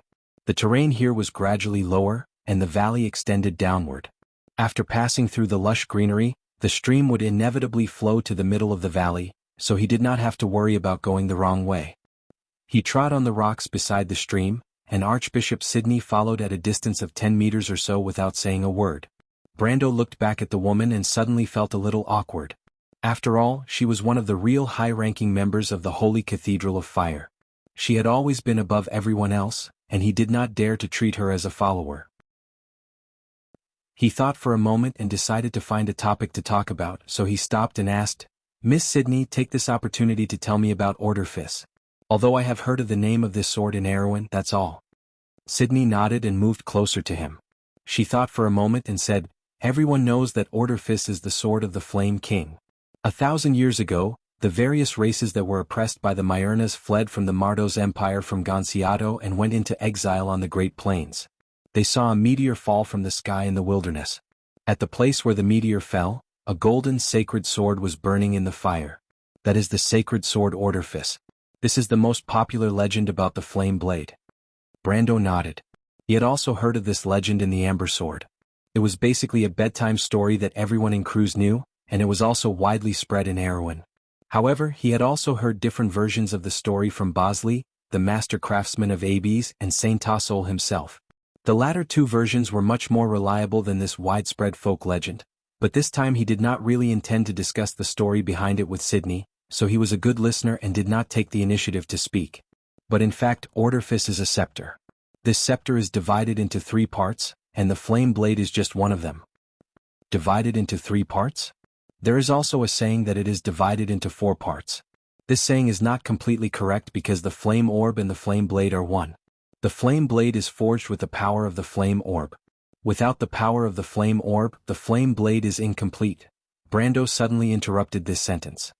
Wait, what did you say? I said that without the power of the flame orb, the flame blade is incomplete, just like what you see now, Your Excellency. No, I meant the previous sentence. Sydney was stunned. The flame blade is forged with the power of the flame orb. No, even more than that. The flame orb and the flame blade are one. You mean the flame orb? Yes. Sydney looked at him and nodded solemnly. The power that is nurtured in the flame orb is the sword spirit of Orderfis. Brando's expression was a little interesting. He asked, I heard that there are orbs of darkness and orbs of ice in this world. Is there any connection between them and the flame orb? Sydney's platinum eyes flashed with a hint of doubt. She probably did not expect Brando to ask this question. She thought for a moment and nodded seriously. There is indeed such a legend. I heard that Your Excellency's sword is the Howran Gaia in the Sacred Stone Hall. Is that true? There is such a thing, but I lost the sword earlier. I have to go and get it back later. Brando replied that there was a rumor about the sword. It said that the Golden Mane Lion Mane Beastmen launched an attack on the human world in advance to ask for the sword in his hand back. This rumor once made him extremely uneasy, thinking that he had shaken the world in advance. Of course, now it was proven that the interests involved in the Holy War of the Earth Temple were far more complicated than the bizarre rumors in the countryside. But compared to that, Brando felt that the first ending was better. The Howran Gaia in Your Excellency's hand should be after it was damaged, right? Sydney asked. Brando nodded again. Then again, if he had the original Howran Gaia in his hand, his life would be even more difficult than now. It was a sacred object that was not inferior to the azure lance. It was even a level higher than the mountains and rivers. After all, it was a sacred object that symbolized the earth, just like how the flame blade Orderfis was the ultimate artifact of the fire element treasure, symbolizing the supreme order of the fire element world. Wait a minute, Brando vaguely felt that he seemed to have grasped something. Sydney looked at his expression and knew that he had guessed it, so he replied, the situation of Howran Gaia is somewhat similar to that of Orderfis. It had been divided into 3 before it was lost. The Howran Gaia was taken away by a dwarf clan, and the power of the orb of the earth was sleeping in the part of the scepter. Because the scepter was taken away by Ko Hua in the Twilight Battle, this sacred object is equivalent to being useless. The situation of Orderfis is the opposite. The power of the orb of the flame is in the part of the sword, and the scepter part has long been lost. The orb of the ice was used by sabers to forge the frost chant Sinna, but this sacred sword was also damaged in the War of the Holy Saints. Holy crap, Brando thought to himself. Could it be that he was really the legendary king of junk?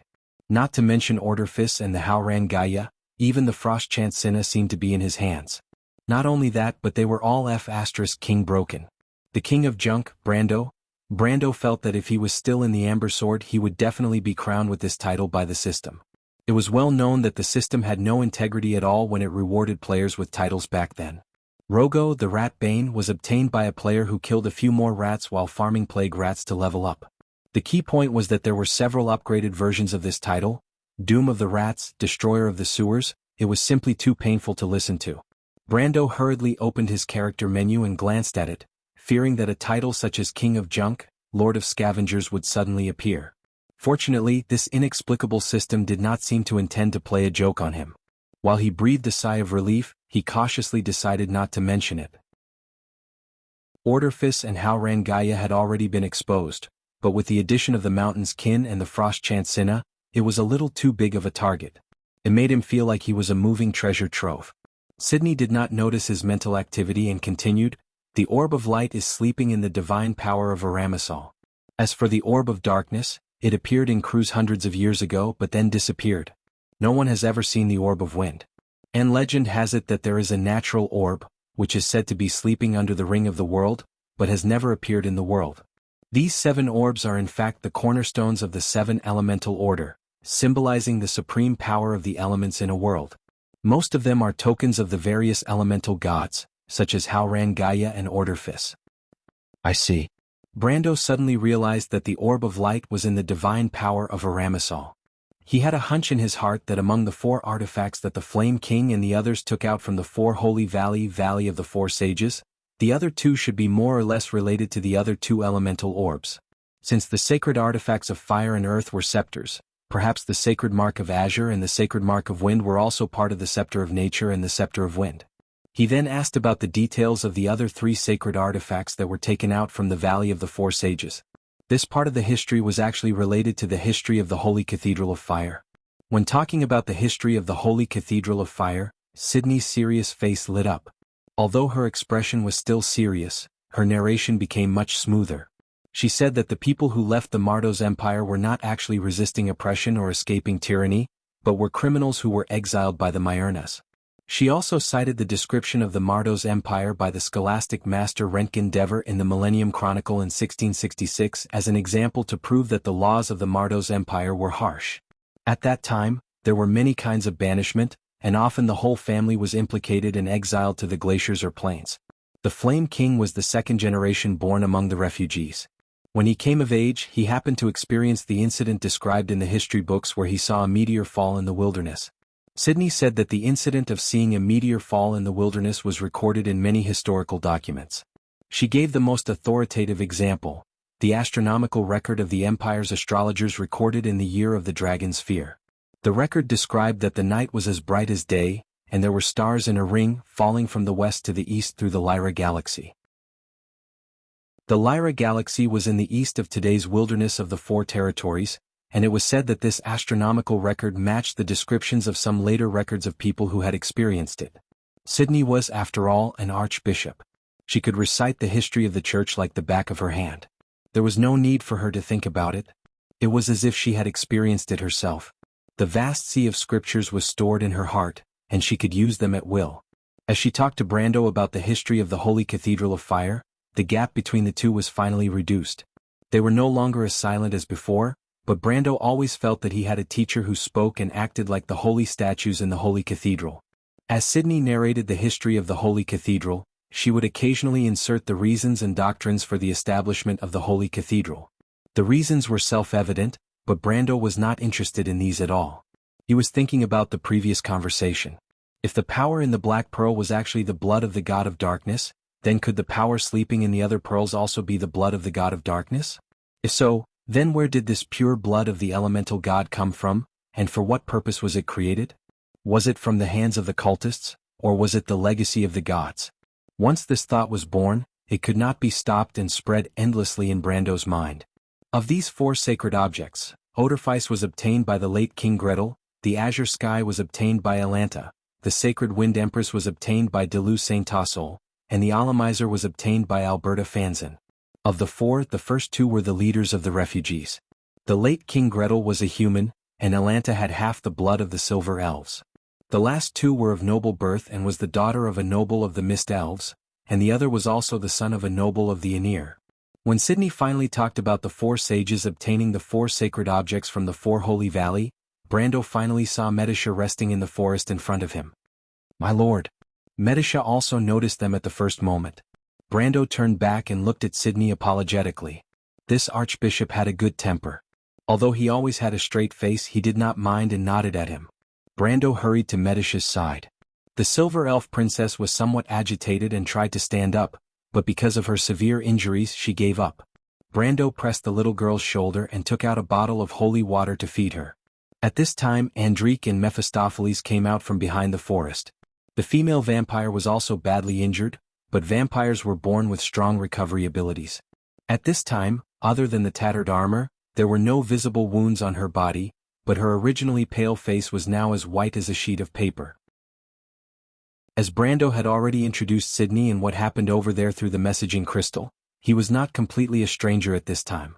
Brando introduced his subordinates one by one to the archbishop. When he introduced the 2 vampire siblings, he hesitated for a moment, but still said it bluntly. Sydney had already known that this was a pair of vampire sisters, but he did not say much. He only gave them an extra glance. "Where is Miss Maynard?" Brando asked again. "In the back." Mephistopheles replied weakly. The cute boy saw Brando and smiled a little embarrassedly. Because he was injured, he had to drink his master's blood to recover. Brendel nodded at him, not minding his actions at all. In fact, he was quite touched when he rushed over to the holy cellar without a care for his own safety. "I want one too." Hendrik also asked. "Why, you are not injured?" Brando asked in a bad mood. Did she really think that he was dessert after a meal? In the end, Hendrik took out a dagger from nowhere and cut a cut about 1/2 millimeter wide on her finger. Then she looked up at him with blood-red eyes. Chapter 10:24. Brando finally managed to trick Hendrik into letting him go for the time being. Then, under the guidance of Medisha, he saw the cocoon that imprisoned Amelia. The giant cocoon of light was suspended between two ancient white oak trees. It was about 11 to 12 feet tall, and it was so wide that it would take two people to wrap their arms around it. It was about half a person's height from the ground, and it was shaped like a spindle. Inside the cocoon there was a vague outline of a woman. It was the female knight, Maynard. Brando looked up at the cocoon of light. He walked over and touched its surface with his hand. The soft light penetrated his palm, and the temperature from the surface was similar to that of a human body. Although the cocoon of light was very soft, it was also very tough. It was obviously not that easy to destroy. Medisha, who was slightly weak, explained everything that had happened. Hendrik and Mephistopheles had walked through the same secret passage as Allium Japonicum, but they were a little late. When they came to the surface, they only saw the cocoon of light and the unconscious Hippamera. Hendrik found this thing nearby. Medisha said as she took out a slate. It was the war slate that Brando had seen under the tomb. However, the slate had lost its metallic luster and had become gray. Many of the patterns on its surface had also disappeared. This was obviously the appearance of the inheritance in the war slate after it was activated. Brando understood what had happened when he saw the slate. He breathed a sigh of relief. Looking at the cocoon of light, he replied, "It seems that Lady Maynard accidentally activated this slate and obtained the inheritance on it. This cocoon of light should be the war slate's self-protection mechanism. Then there should be no problem." "No problem?" Medisha asked uncertainly. Compared to Brando, she had never understood these things. "No problem," Brando said with certainty. "But she should be in this state for a while. Medisha, you stay behind to take care of Madame Maynard. I'll arrange for Hendrik and the rest to stay with you. There shouldn't be any strong enemies around here. You guys should be able to protect each other." Medisha was slightly startled. She was keenly aware of the hidden meaning in this sentence. She raised her head and asked, "My lord, are you leaving?" Only then did Brando remember that he had called Medisha over midway. She didn't know about Yura's situation yet, so he explained it to her in detail. Medisha frowned as she listened. Obviously, the sudden appearance of the undead was beyond her expectations. She thought carefully before replying, "Although Miss Delphian and I thought that Her Majesty had another trump card, we didn't expect it to be the undead. Fortunately, Yura and my lord discovered their arrangement in advance. Otherwise we might have been caught off guard. We have to react quickly. So, you stay and inform the county to be on guard at the port," Brando said, "but you don't have to worry too much. Things haven't reached the stage you think they will. According to your sister, the White Legion should want to use the rule fragments to change the order of the area around Fat-Tan and turn it into a state of eternal night. In a state without sunlight and with the double blessing of the land of the dead, the undead will be unprecedentedly strong. On the other hand, the humans will fall into a state of chaos due to the sudden solar eclipse. Their plan is good, but the key to this plan is that the rule fragments of Fat-Tan Port are currently in our hands. How can I let them do as they wish?" Medisha suddenly raised her eyebrows and said, "My lord, I have an idea. In fact, before this, Miss Delphian and I planned to strike first to gain the upper hand. Instead of waiting for the Silver Queen to arrange her troops, it's better to disrupt their plan first. From a strategic point of view, attacking is more active than defending. Now that the initiative is in our hands, why don't we take this opportunity to do more things?" Brando was interested. He was not good at war. He could command a battle, but when it came to the strategic level he was a little stretched. Fortunately, he had Medisha by his side. The little silver elf princess had personally participated in and commanded the War of the Holy Saints. It was more than enough to deal with the current situation. It was simply a waste of talent. After all, she was the most famous general 1,000 years ago.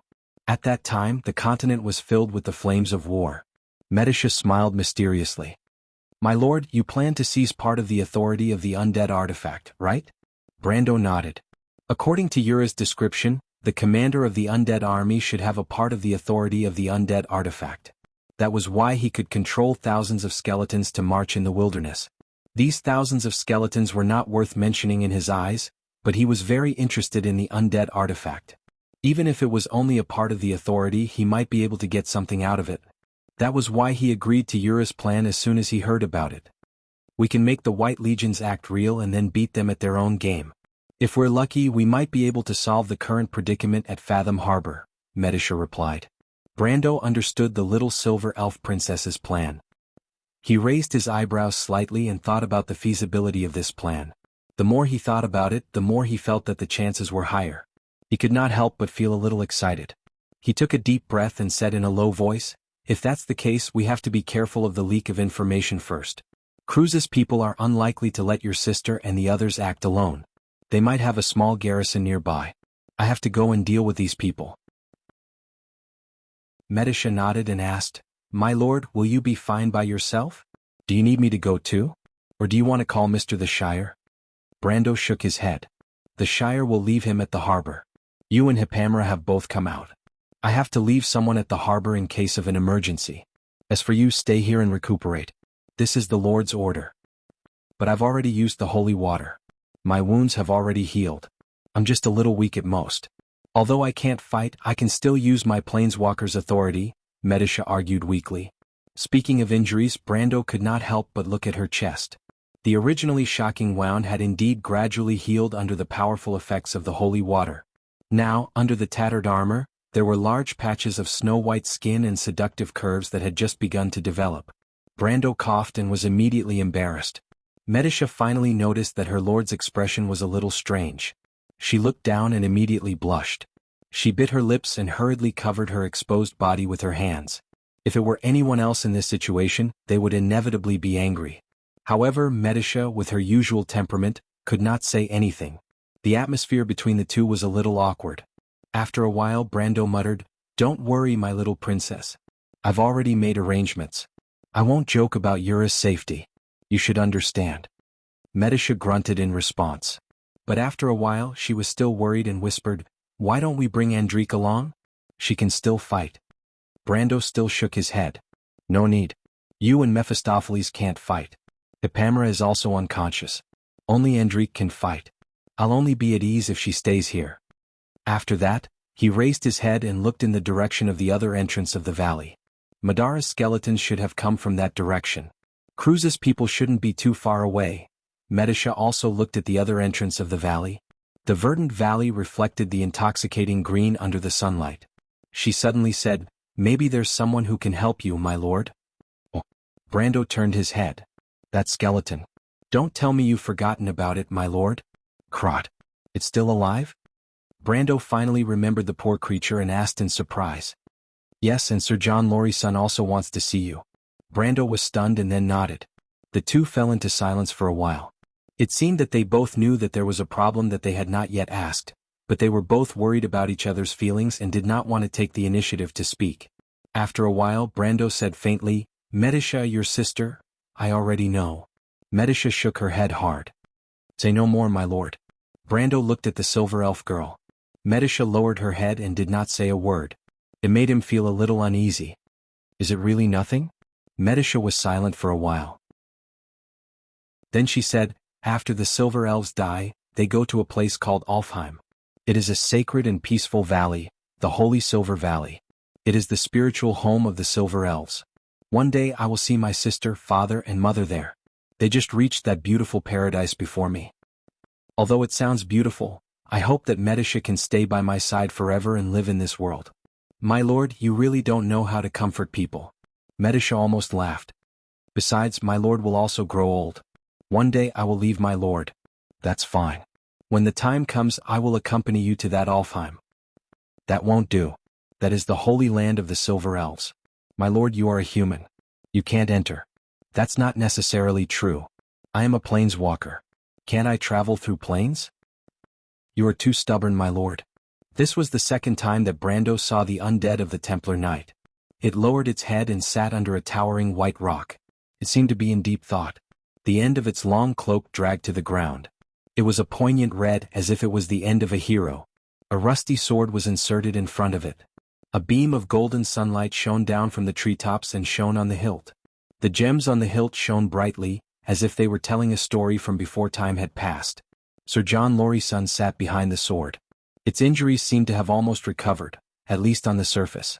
However, the golden flames in its eye sockets were much dimmer. "You are here, young knight." Sensing Brando's arrival, Lorryson raised its head. On its deeply sunken skull, the golden crown shone brightly. "I am not a knight." Brando showed the Haurangaya that he had found with great difficulty.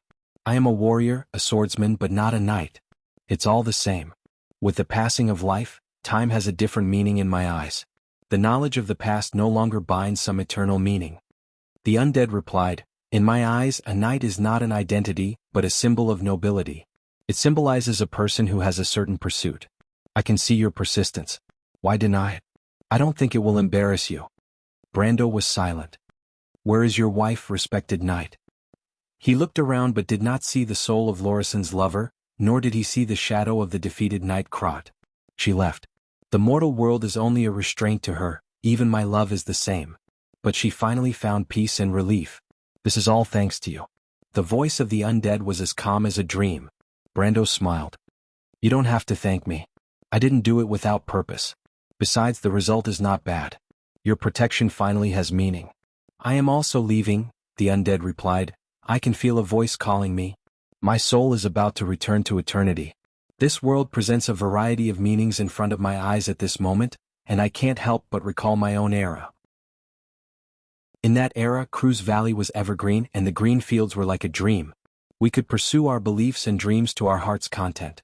Brando quietly listened to Lorryson talk about his past, like an old man who was about to die, slowly telling the story behind the dust of time. The young knight, the shining faith, the setbacks and resistance, and even the lifelong protection. What supported such a faith in silence was a shining will. The undead quietly finished the story, then raised its head and looked at Brando with its eyes that pulsed with golden soul flames. "I am about to leave, but before I leave I will give you a gift," the undead said slowly. "Please come to my side, young knight." Brando was slightly stunned and looked at Lorryson in surprise. The undead met his gaze calmly and did not reveal any malice. Brando hesitated for a moment, but still walked in front of Lorryson. The undead suddenly stood up and stretched out its bony hand to pull out the sword from the ground, but it did not make any move to attack. Brando was stunned for a moment and then relaxed. The undead raised the sword high and then gently put the tip of the sword on Brando's shoulder. "Do you know the meaning and weight of glory, young knight? It will be by your side for life," the undead replied in a loud voice. "I don't have anything else, only some of the insights I had when I was alive. These memories of the past have long lost their meaning to me, but I hope they can be of help to you." With these words, Brando suddenly felt that the scenery around him dissipated like sand in the wind, and a solemn holy sound came from all directions. He looked up and found that Lorison's undead was nowhere to be seen. He was alone in the center of a temple, kneeling on one knee. There were huge floor-to-ceiling rose-colored windows on all sides, and a pure white beam of light shone down through the gaps in the empty vault above his head and fell on the ground beside him, forming a huge spot of light in the darkness. It was impossible to see clearly in the darkness. It was as if there were rows of long benches in a church, and it was unknown if there were people sitting on them. Waves of whispers came from all directions and gathered together, buzzing as if they were discussing, or as if they were watching from the sidelines. Brendel suddenly understood that this was a scene that the knight's soul had experienced before, and it was probably one of the few scenes that left the deepest impression in his life. But as time passed, the originally clear memories became blurry. The audience in the holy cathedral was like a photo that had been washed away by water. It had faded to the point that there was almost no trace left behind. But everything that happened in the center of the holy cathedral was forever engraved in his memory. This was the inheritance, the knight's beliefs and ideals. Lorryson intended to give his most important things to him. He had received all of this on the same occasion, and today he was returning the power that belonged to the knight in the same way. In the Amber Sword, this was also a rare opportunity that could not be forced. The skills that these heroes had mastered were far from those that could be found anywhere. The key was that after incorporating personal understanding and perception, most of these skills were unique. Brando never dreamed that he would accidentally trigger a hidden quest. He did not know if he was becoming less and less sensitive to things in the game, or if he had been too assimilated by the world. If this quest line had been in the past, he would have noticed it long ago. The moment Lorison's undead appeared, he probably should have noticed it, but he did not. Until now, everything was as if it had happened naturally. He saw a ball of bright white light appear in front of him. He could not see the face of the figure in the white light. It was as if there were many faces overlapping. Some of them were familiar to him, some of them he had even seen before. However, there were also some that he was unfamiliar with and had never seen before. These familiar and unfamiliar faces overlapped with each other. They opened their mouths together and recited something in a common voice. When Brando heard this voice, he seemed to have heard it clearly, but it also seemed to be a buzzing noise in his ears until pieces of memory flowed into his mind. The glorious knight stood on the hill. Banners like a forest, cheers like a tide. The sword held high shone with a cold light. Brando seemed to see himself in it, and also saw Lorison's life. Then he naturally understood the origin of this skill. The layers of illusions in front of him suddenly disappeared, and the emerald forest returned to his vision. He was still standing under the huge white rock and the forest was still green like a dream. Lorison's sword was still quietly inserted in front of him, but the undead of the night was long gone. Only the afternoon sun shone warmly in the forest, embellishing the meadow with spots of light. A long cloak lay on the meadow, carrying the breath of its owner when he was alive. It was as dazzling as blood. And only a monotonous voice echoed in Brando's mind, received the secret skill of the Templar Knight, divine baptism. He pondered for a long time before silently picking up the cloak on the ground, and then gently covering Lorison's sword with it. Then he pulled out Haurangaya and carved a line of flying words on the rock with the tip of the sword. This is the tomb of a knight. His life protected love and faith. His loyalty and ideals may not be known to the world, but the valley is evergreen, and his faith is everlasting. Chapter 1025. There was a small human encampment at the northern side of the valley. The encampment was in an open space surrounded by ancient trees. It was made up of a few gray tents that were fixed between the rocks with ropes and wooden stakes. Not far away, there was a flagpole with the red and white flag of the White Legion hanging down from it. There were about 10 Imperial Knights in the encampment, but most of them were lying on the ground. Only 4 of them were still standing. One of them was wearing a fur coat and looked like a noble. He seemed to be the leader of the Imperial soldiers. The other 3 were a lady dressed as a nun, a young noble and a cowering skeleton. A skeleton. These 3 were Sydney, Brando and the rotten Knight Crot. Brando frowned and threw the crimson blessing on the ground. He also had a few pieces of equipment on him. Most of them were damaged after the battle with Haku. Fortunately, he did not have much left after the explosion in the deadly frost forest. Most of them were from Boslian alchemy. He took some of the lesser magic items from Tamar to make up the numbers. The only valuable items were the Chronia Rift and some rings and necklaces. Rings and necklaces were not easily damaged. The Chronia Rift was an ancient piece of equipment passed down from the Twilight War. It was not damaged at all under Haku's attack. It was also thanks to the breastplate. Otherwise, he would not have been able to wait for Sydney to come. It saved his life. Back then, Haku's power was close to that of the Sage Realm. He could easily suppress the bloodline talent of an incomplete body. However, after being weakened by the Chronia Rift, he was only at the peak of the ultimate realm. He could not surpass the laws of the mortal world. Although he was still heavily injured, he was saved by the unyielding talent. One life. However, even though the Chronia's crevice was intact, the Bahamut's gift wasn't so lucky. As the first part of the armor to be struck by White's power, half of this precious gauntlet was destroyed in the battle. Brando put away the broken piece of the gauntlet into the dimensional cave with some regret, preparing to look at it in the future. Is there a chance to repair it? After all, it's a piece of fantasy equipment, something that can only be found by chance in the Amber Sword. At the thought of this, Brando was full of dissatisfaction with Bai. Although it was a little disrespectful to Medish's sister, the woman was so stingy that she didn't drop a single piece of equipment after her death. It was as if her soul had burned away everything, including the fake Book of Mavacart. Brando thought of the Book of Mavacart. If he could obtain the experience from that book, he might be able to reach the peak of the Law Realm. He might even have a chance to reach the extreme planes. But now all of that was gone. More than half of his equipment was lost in the process. He even suspected that ever since he came to this world, his luck points seemed to have dropped a lot compared to when he was in the Amber Sword.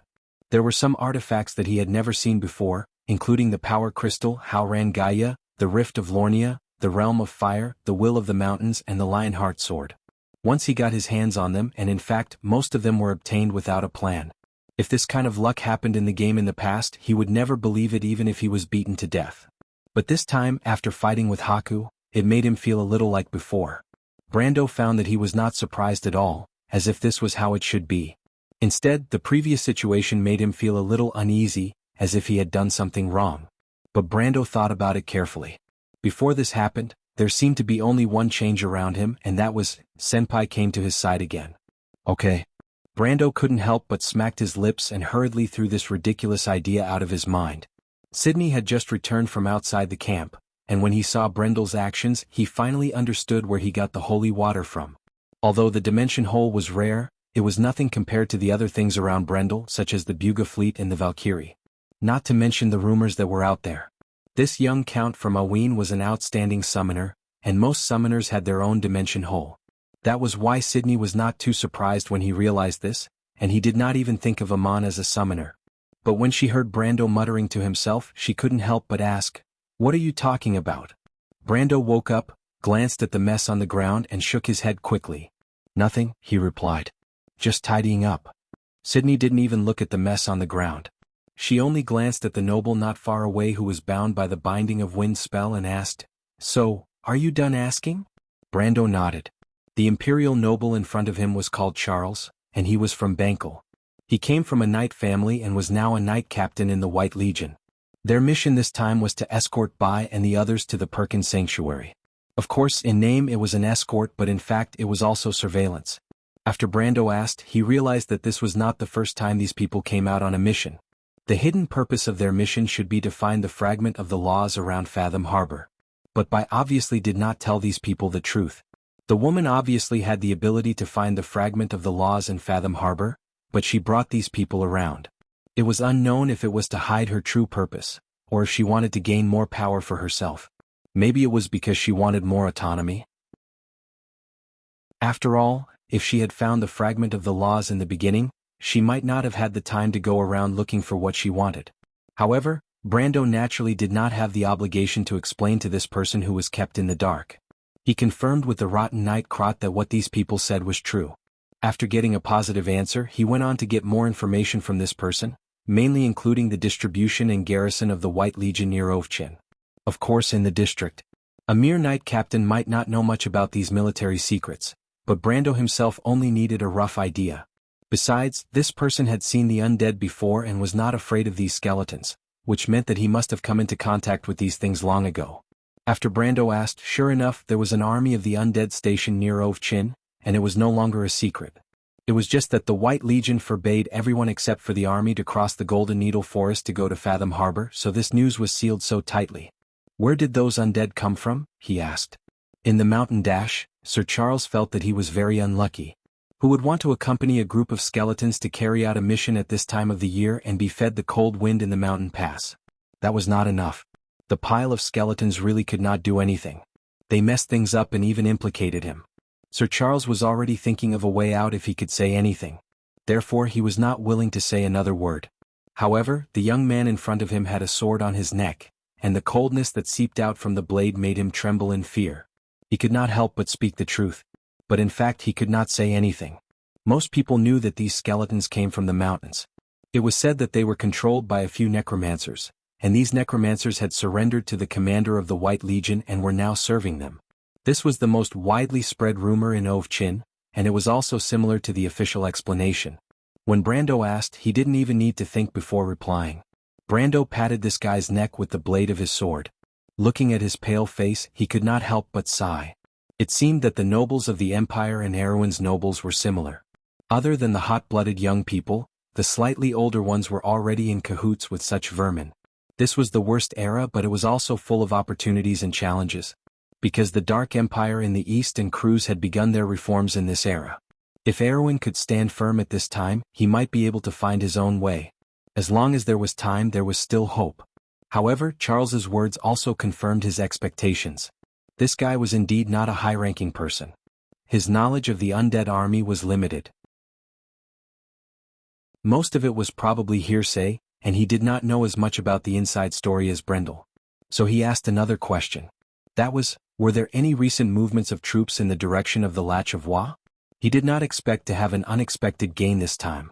He keenly noticed that Charles trembled, and almost subconsciously understood that this guy definitely knew something. After some questioning, of course, it was still the sword. After a good intimate contact with Hao Rangai's neck with Sir Charles, the imperial noble finally opened his mouth. He did not know if he did not ask, but after asking he found out that this guy actually had a younger brother who happened to be in the army that was transferred. There was no doubt that this knight's younger brother was also a guy who did not keep his mouth shut. Although he was only the outermost guard in this operation, he had a rough understanding of the situation of this transfer. 1. A total of 64 knights, 3 knight captains, escorted a necromancer to Boom. As for the route and some details, they did not know anything, which was also in line with the other party's identity and status. However, Brando did not need these things because Yuta had already discovered this undead army. As for what the necromancer was, Brando knew very well in his heart. There was no need to use the mouth of an outsider to repeat it, and these things that Charles said were completely enough. What he was most worried about before was the strength of the escorting knight. The highest combat power that he could mobilize now was his teacher Mephisto. The strength of the ultimate realm sounded very terrifying, but there were only 3 to 5 in the Empire. In addition to Vala, there was also the head of the Holy Knight Regiment, David, and the chief of the Empire's Royal Guard. The last one was the commander of the Red Army, the strongest of the Empire's 4 sword saints, the Red Sword Saint Duke. These people's political leanings were all loyal to the Imperial Party, and it could be said that they were loyal to Constance to the death. Not to mention that the woman had now subdued the witches, and the supreme realm powerhouses, including the Queen of Witches, had already surpassed the Scarlet. Including Ashgiali, the number of witches had almost doubled. These witches came and went like ghosts. Before he could confirm their location, he would not dare to let the Ash Sword Saint leave Fatten Port. Moreover, there were also the Mountain people, the Senia people, and the remnants of the Myrna people. He was not surprised that 1 or 2 supreme realm powerhouses would appear in seclusion from these ancient races. Because of this, he had to be careful. Excluding Mephisto, the highest combat power that he could mobilize was actually the Valkyrie and Brunhilde sisters. However, although they were of the ancient troop class, their current strength was actually limited. In terms of combat power, they were probably slightly weaker than him. If they worked together, it would not be easy to deal with a real supreme realm powerhouse. In that case, they would only have a slight chance of winning if they only had a prearranged sneak attack.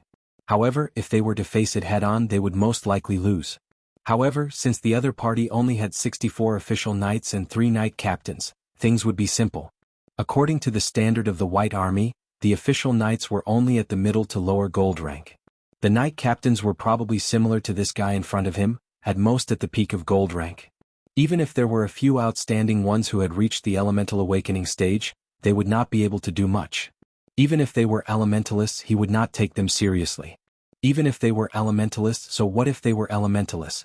He was sitting on the time and space elements, and had experienced several realizations between life and death. He had also come into contact with the sage domain, and even things like the power of existence.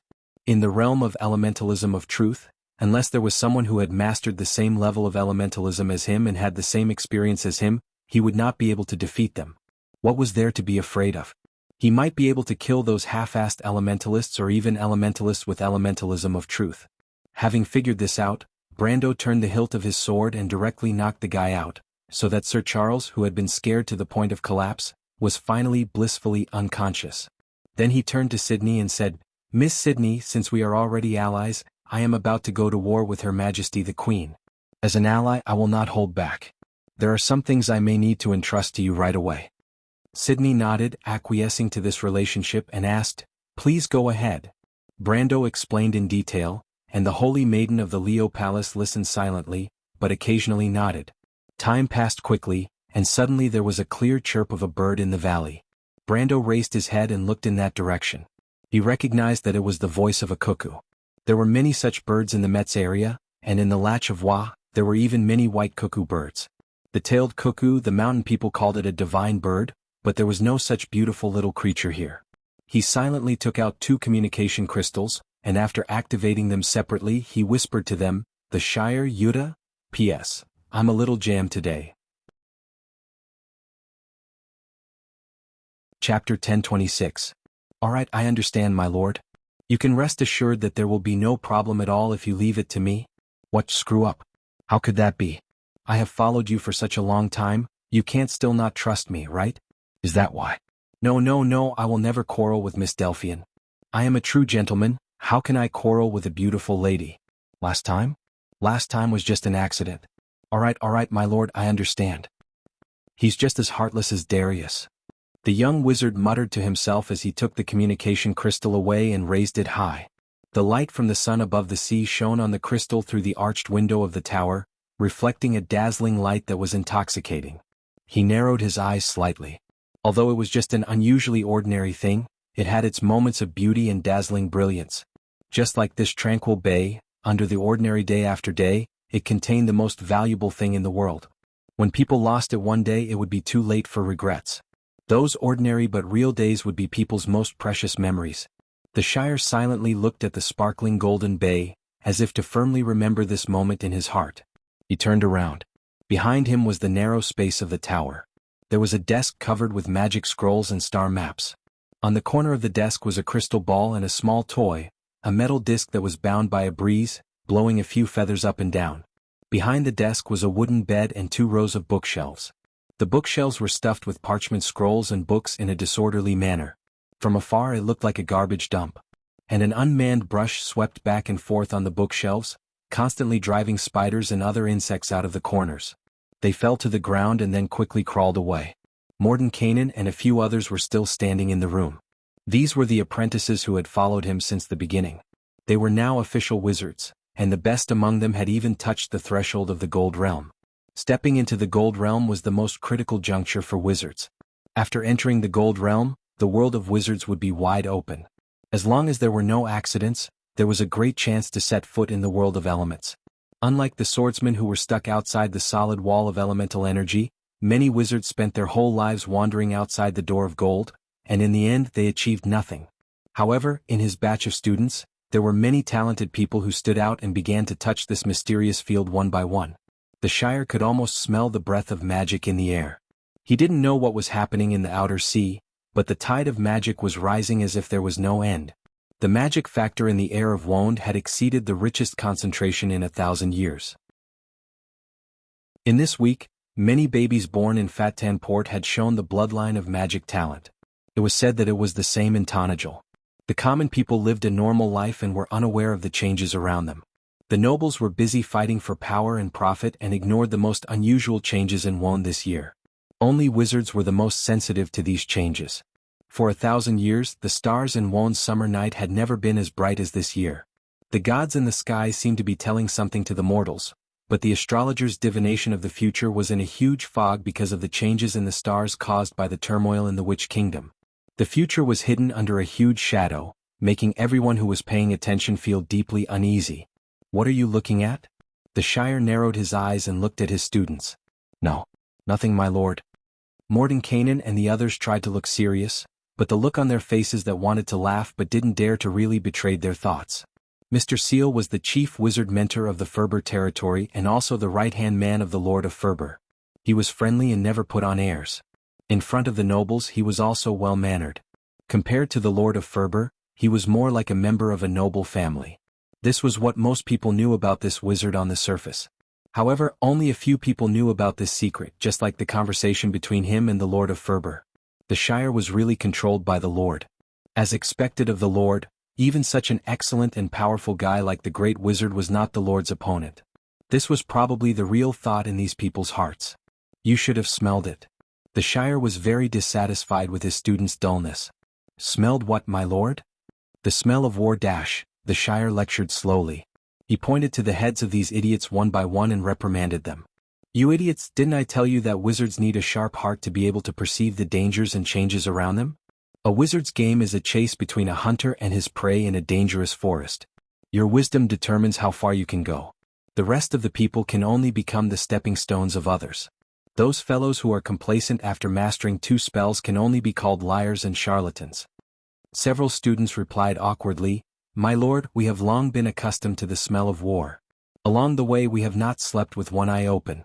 If you have to ask us if we have smelled the smell of war, we should have been aware of it since the moment the Lord split open the door of the Cruz people with his sword.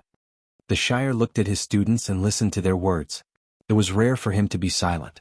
Mordenkainen and others originally thought that they would be waiting for another storm. After spending so many days with the wizard, they had long been accustomed to his character. However, when the Shire suddenly stopped talking, they felt uneasy instead. What's going on? Is the mentor really angry?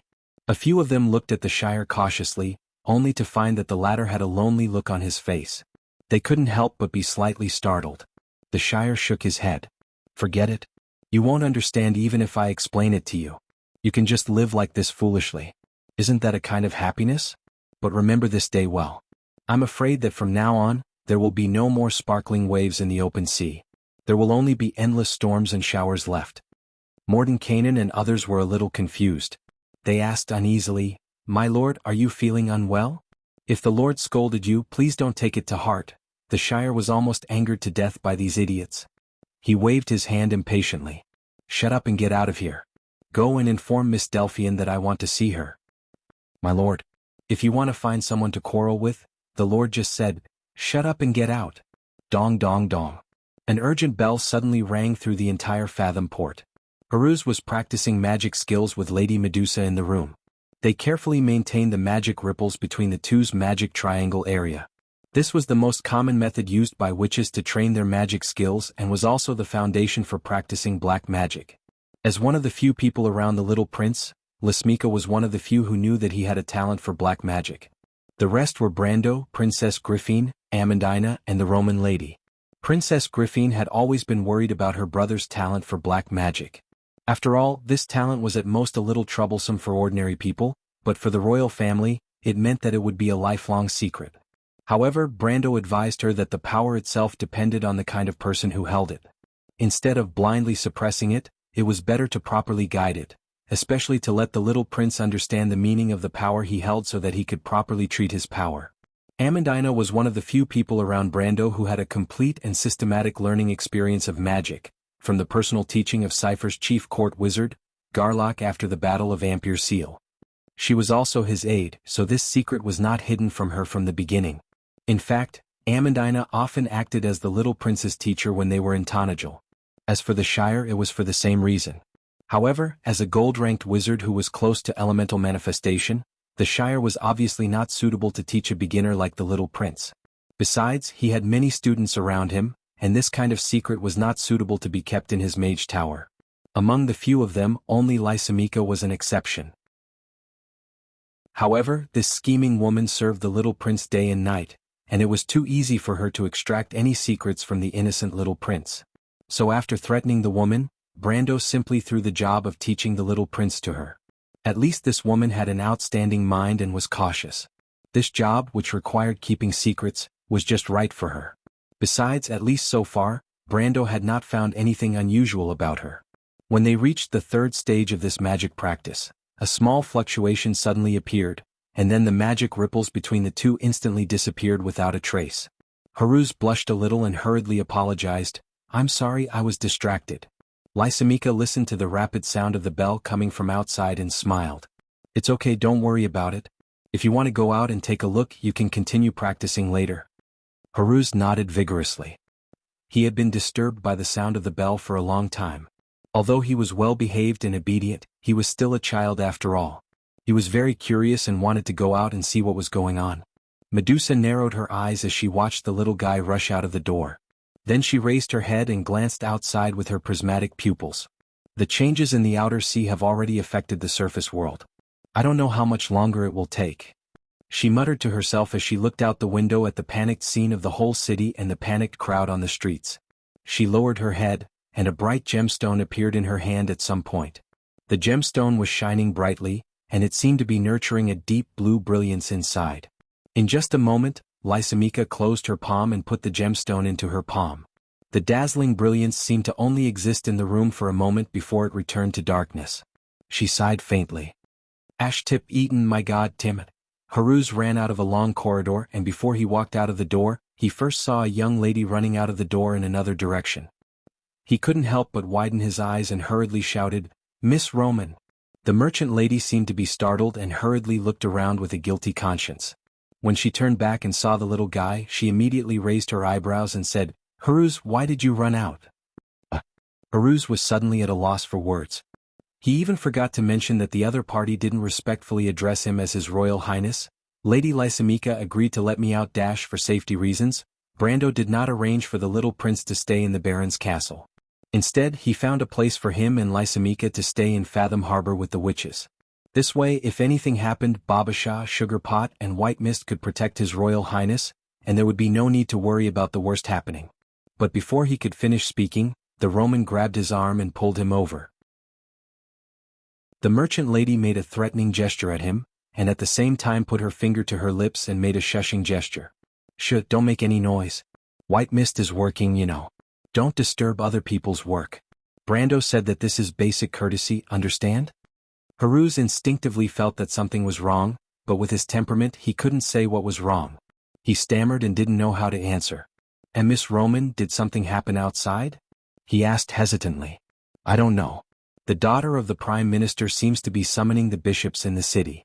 I don't know what she wants to do," the Roman said as she dragged the little prince out of the door. "Anyway, let's not stay here for now. Do you want to know what happened?" The little prince nodded passively, although he deeply suspected that even if he didn't nod, his teacher's fiancée would pretend not to see it. "Well, I'll take you to see it. You must remember to say more good things about me in front of Brando," the Roman quickly added, thinking that she was clever. Haruz had no idea how to deal with this kind of conversation outside of the situation, but after he was dragged out of the door, he immediately saw some strange movements in the direction of the harbor. He quickly called out, "Miss Roman, look over there." The Roman was slightly stunned. The merchant lady naturally didn't care about what happened outside at all. Anyway, even if the sky fell, there were tall people to hold it up. For a short person like her, there was no need to worry at all. It was just that she was forced to deal with the relationship between the witches in this place by White Mist. She was already on the verge of collapse. She felt that her head seemed to be bigger than usual.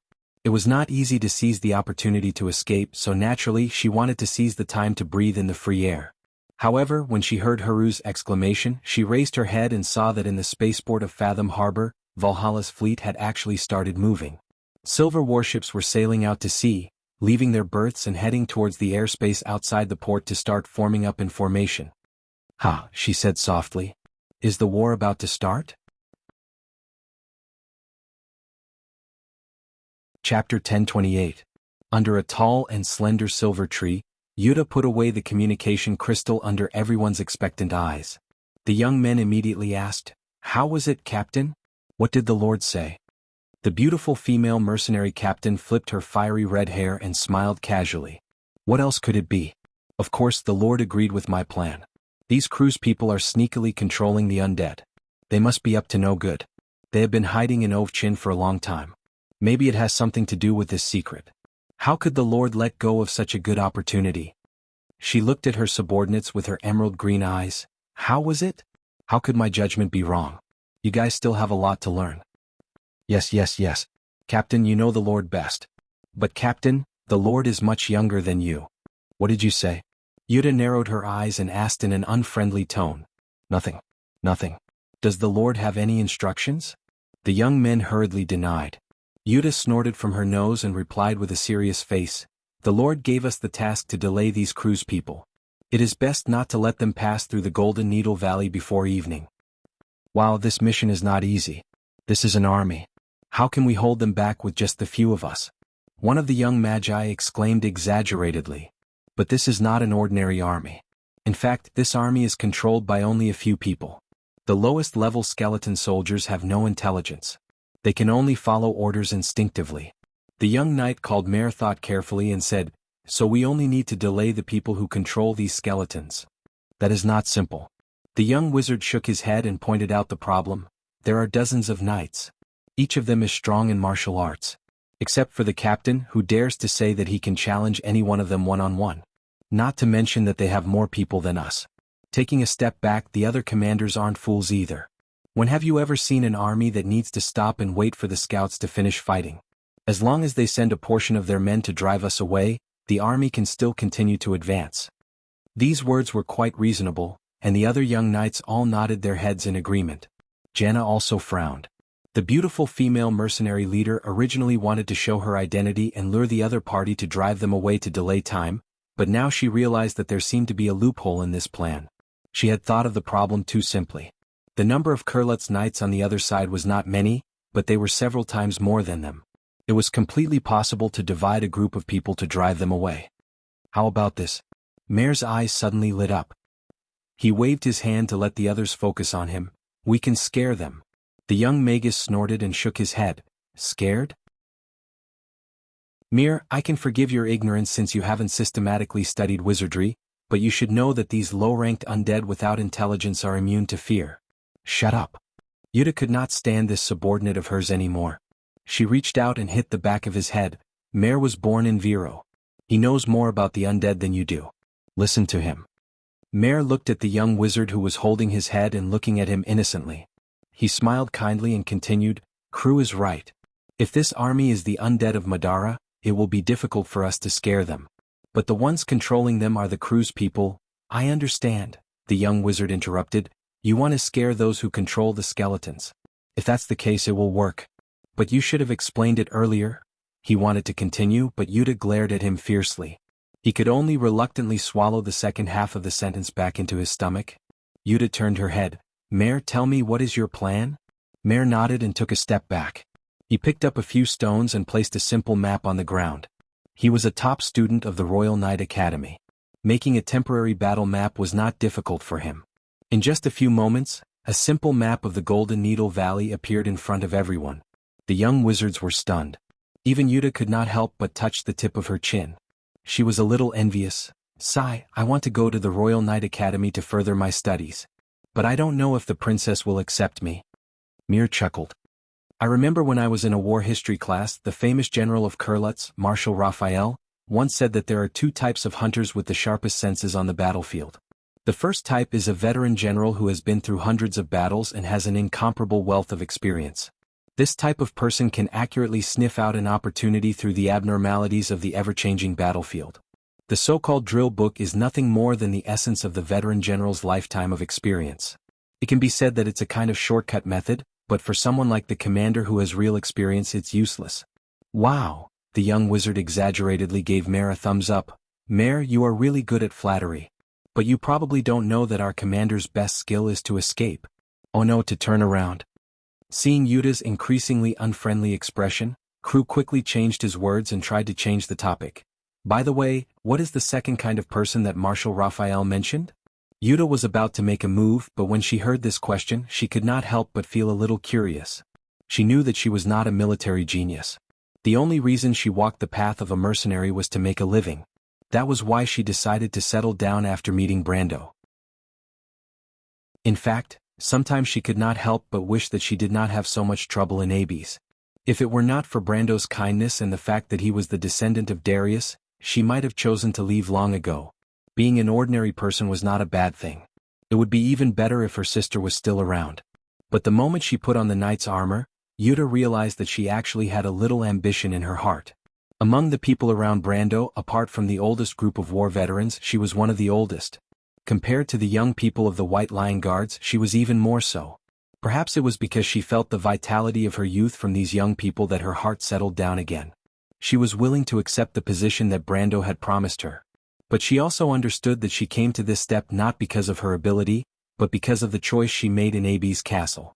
Although Brando was a kind and soft-hearted person, she could not shamelessly take advantage of her seniority. But whenever there was an opportunity to learn, she could humbly ask for advice. This was also why she valued the opinion of a young man like Mare. Yuta was clear that Brando valued this batch of graduates from the Royal Knight Academy. Needless to say, Freya, Brando would try his best to give the graduates who were willing to enter the Valhalla fleet and the White Lion Guards a chance to show off their talents. Although it was not mentioned on the surface, it was also secretly arranged by Brando for Mare to become her personal knight. One had to know that she was now a high-ranking officer by Brando's side, and the personal knight guards by her side must be trustworthy and reliable. Moreover, Brando would often sigh to these seniors in private, saying that Tanajal's reputation was still not high enough. Most of the graduates from the Royal Knight Academy in this batch chose to go to the old White Lion Legion in the north instead of going south to join the White Lion Guards. The meaning behind his words was that it was a pity. In fact, after spending some time together, Yuta could not help but sigh at her lord's foresight. The few youths who came from the Royal Knight Academy by her side were all good people. Although there were not many as outstanding as Mare, The rest were far better than the so-called outstanding nobles she had seen before. Sometimes she was even a little confused. Why was her lord always one step ahead of the others? She had followed Brando for a long time, and she was very clear that Brando had almost no time to understand this batch of graduates from the Royal Knight Academy. How did he know that there were so many talents in this batch? Could it be that all the graduates of the Knight Academy in the past were heroes and extraordinary? But Yuta herself felt that this idea was a little unreliable. After all, if that was true, Erwin would not be the way he was today. Of course, this was also a misconception of this beautiful mercenary. In fact, even though Brando knew that the average standard of this batch of graduates was much higher than their peers, it was still not to the extent that all of them were heroes. However, those who chose to join the White Lion Guards or even the Tanajil fleet were mostly courageous and adventurous young men. These people were more confident in themselves, which was why they trusted their own foresight and did not follow the crowd. Therefore, it was reasonable for their average standard to be higher. After listening to Kru's words, Mare's eyes revealed a look of yearning. He replied, "The second type of people are the so-called geniuses. As long as these people stand on the battlefield, it is as if they were born for this stage. The so-called experience and rules do not apply to them at all. Their every action is like the actions of a lunatic in the military. It is just like how Flame King Gretel attacked the famous heavy cavalry of the Myrnas head-on in the Canuck Hills. If it were anyone else, it would be suicidal. But Gretel was able to successfully create a miracle in one fell swoop. This is not because he is blessed by the goddess of luck, but because of his courage and genius sense of smell. This sense of smell and inspiration is innate, and it is impossible to learn and imitate. To put it simply, it is impossible for ordinary people to learn." The young magus rolled his eyes in annoyance.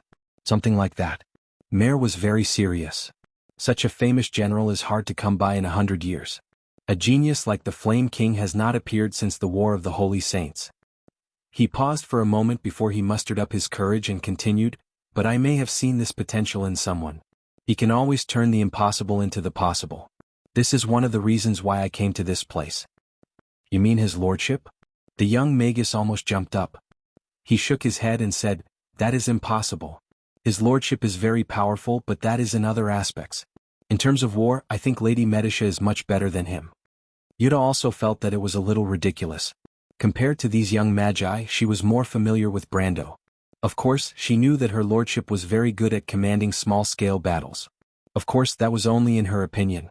But in terms of large-scale battles, perhaps his lordship's foresight was always very good, but compared to the Flame King, he was still a far cry. He was the most talented person born 1,000 years ago.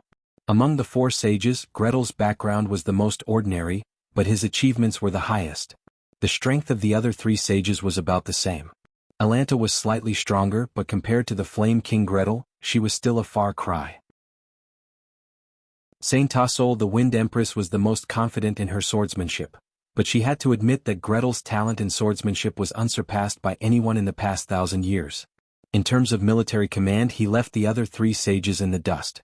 Alanta did not know how to command at all, and Fanzan was not far behind. Although Saint Tassol had the ability to command, it was limited to that. In the fierce war 1,000 years ago, there were only 2 main characters who participated in the battle. One was the Flame King Gretel, and the other was the Silver Elf. These 2 protagonists perfectly interpreted Raphael's words. Mare saw that the others clearly did not believe him, but he only smiled faintly and did not refute. These days he got along well with his companions and his immediate superior, Yuta. He did not want to argue with his colleagues over such trivial matters, not to mention that they had important matters to attend to. Seeing Mare's expression, Yuta seemed to have reacted. She shook her head and said, "I didn't expect you to think so highly of his lordship. Well, Mare, do well, I will recommend you to his lordship when I have time." "Really?" "Of course." Yuta was very dissatisfied that her words were questioned. "But for now, let's talk about your plan." The young knight did not seem to notice that the female mercenary's pride had been hurt. He was a little excited and pointed at the stone on the ground. Chapter 1029. The dim candlelight spread in the direction of the curtain. At the end of the light was a beauty that seemed to be carved out of ice. The face that emerged from the darkness was like the snow fairy described in the myths, but the straight nose and chin seemed to be carved with a chisel. Every line was delicate and clear.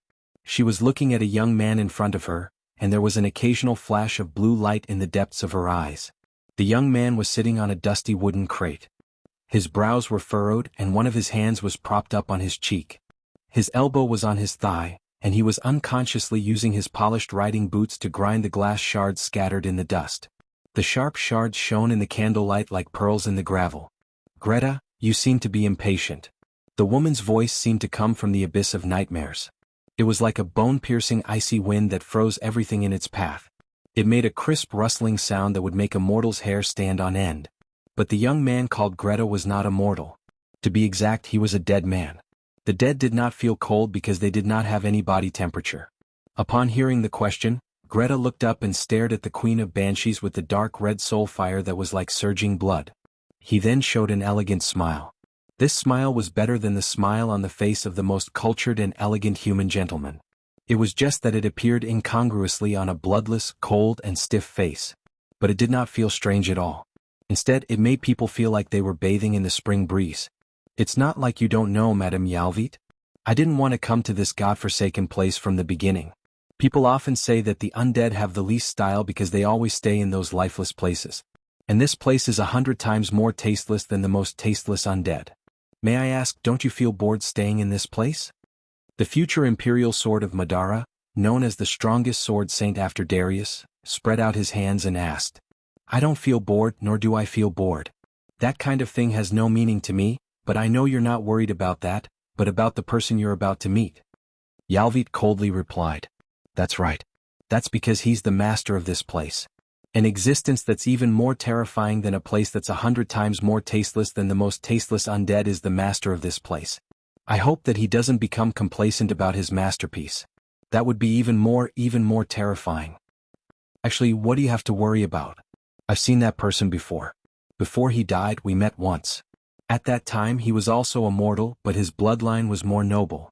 He was a Myrna, that's all. How many years have you lived, lady? I thought you should ask, how many years have you been dead? All right, just pretend I didn't say anything." The young man had no choice but to ask, "Have you really seen that person?" Yalvit nodded. "About 1,200 years ago I met him once in the Yas Bay. But at that time we were both in a hurry. I know who he is, but he doesn't know who I am." "How was he at that time? Was he as scary as the rumors say? Are you afraid of him?" the Queen of Banshees asked. "Don't tell me that I'm not afraid of him?" Greta was slightly startled. She couldn't help but lower her head to check her appearance, trying to figure out what she was doing wrong. "You look scared, but the undead can't feel real fear. What a failure." The young man sighed. He's a prophet. He witnessed the fall of the empire with his own eyes. For 1,000 years, he watched as his people declined, were exiled, and were forgotten by Martha. He watched as everything that was once glorious disappeared into nothingness. The wind and sand buried the relics of an era behind history. But he was indifferent. Does he not have power? No, the legends say that he has the power to destroy the world. In Mardos, his position is second only to the Dark Dragon. No, maybe even higher. It's just that no one knows about it. As long as he makes a move, the four sages have no chance of winning. But he was indifferent. What is he thinking? What are you thinking? Yalvit looked at Greta in surprise. These things have nothing to do with you. I'm thinking that such a person must be keeping a secret. This secret can answer all the questions. That person asked us to come here. Doesn't that prove it? Greta said excitedly. I thought you wouldn't be so curious. How boring, madam. But I admire you for keeping your mouth shut. The Queen of Banshees stared at the dead man with her blue eyes until the latter flinched. Well, it doesn't matter if you don't tell me. Anyway, I think a person like you who has lived for thousands or even hundreds of years definitely knows something, Greta said helplessly. But I've been thinking about a question for a long time. During the war 60 years ago, all the countries should have seen something corresponding to it. How could they remain indifferent until now? Did something happen during this period that even we don't know about? What I mean is, Greta suddenly stood up and gestured. Don't you think it's ridiculous? Yalvit looked at her in confusion. Greta scratched his hair, which was as messy as hay, and explained, why didn't they settle the matter once and for all? Why did they leave all the conflicts until today? I mean, Her Majesty the Queen of the Kurlutzians. If I remember correctly, during the Second Holy War, the dragons and the Bugas should have been present. They could have handled the matter perfectly, but they chose to remain indifferent and even encouraged the development of the situation. If it weren't for them, where would Her Majesty the Queen of today be? Yalvit frowned slightly as if she had no interest in this. Maybe they were happy to see it happen, or maybe they were confused. You have to understand that since 1,000 years ago, the 4 holy cathedrals have been on the side of justice. This justice is not the justice that they preach, nor is it hypocritical. If they can't stand on this point, they will lose their morals. Just like the Holy Cathedral of Fire today, whether it's the priests and bishops of the new church or the old church, they can still perform magic and gain power from the golden flame. This shows that the morals in their hearts are not skewed, it's just that their standpoints are different. You seem to know their doctrines very well? Greta's eyes lit up as if she had discovered a new continent. But Yalvit shook her head impatiently and denied it. If you were to witness the history of the 4 holy cathedrals from the birth of the 4 holy cathedrals to today, you would also understand more. Greta showed an expression that was uglier than crying. My lady, although I understand that you are very qualified to say this, can you not always talk about this? It's hurting my self-confidence. Experience can make a person incomparably wise, and time has not left the slightest trace on you. Instead, it has increased your glory and charm. I know that this is very enviable, but if you keep showing off like this, I won't be able to stand it. Yalvit did not say a word in response to Greta's words. Apparently, she was already used to the way this young person spoke. The latter did not get a response from her, but he was not discouraged at all. He continued, but I agree with you. Perhaps they are also very confused, but if Her Majesty is the destined hero, then what is there for them to be confused about? Some things have not happened yet, and no one can say whether it is right or wrong. In other words, there is another possibility? The Queen of Banshees suddenly turned her head and asked coldly, what are you trying to say? Nothing. Greta smiled. It's just a theory. Speaking of which, you should have seen the real heroes, right? For example, the 4 wise ones, Lady Yalvit? More or less.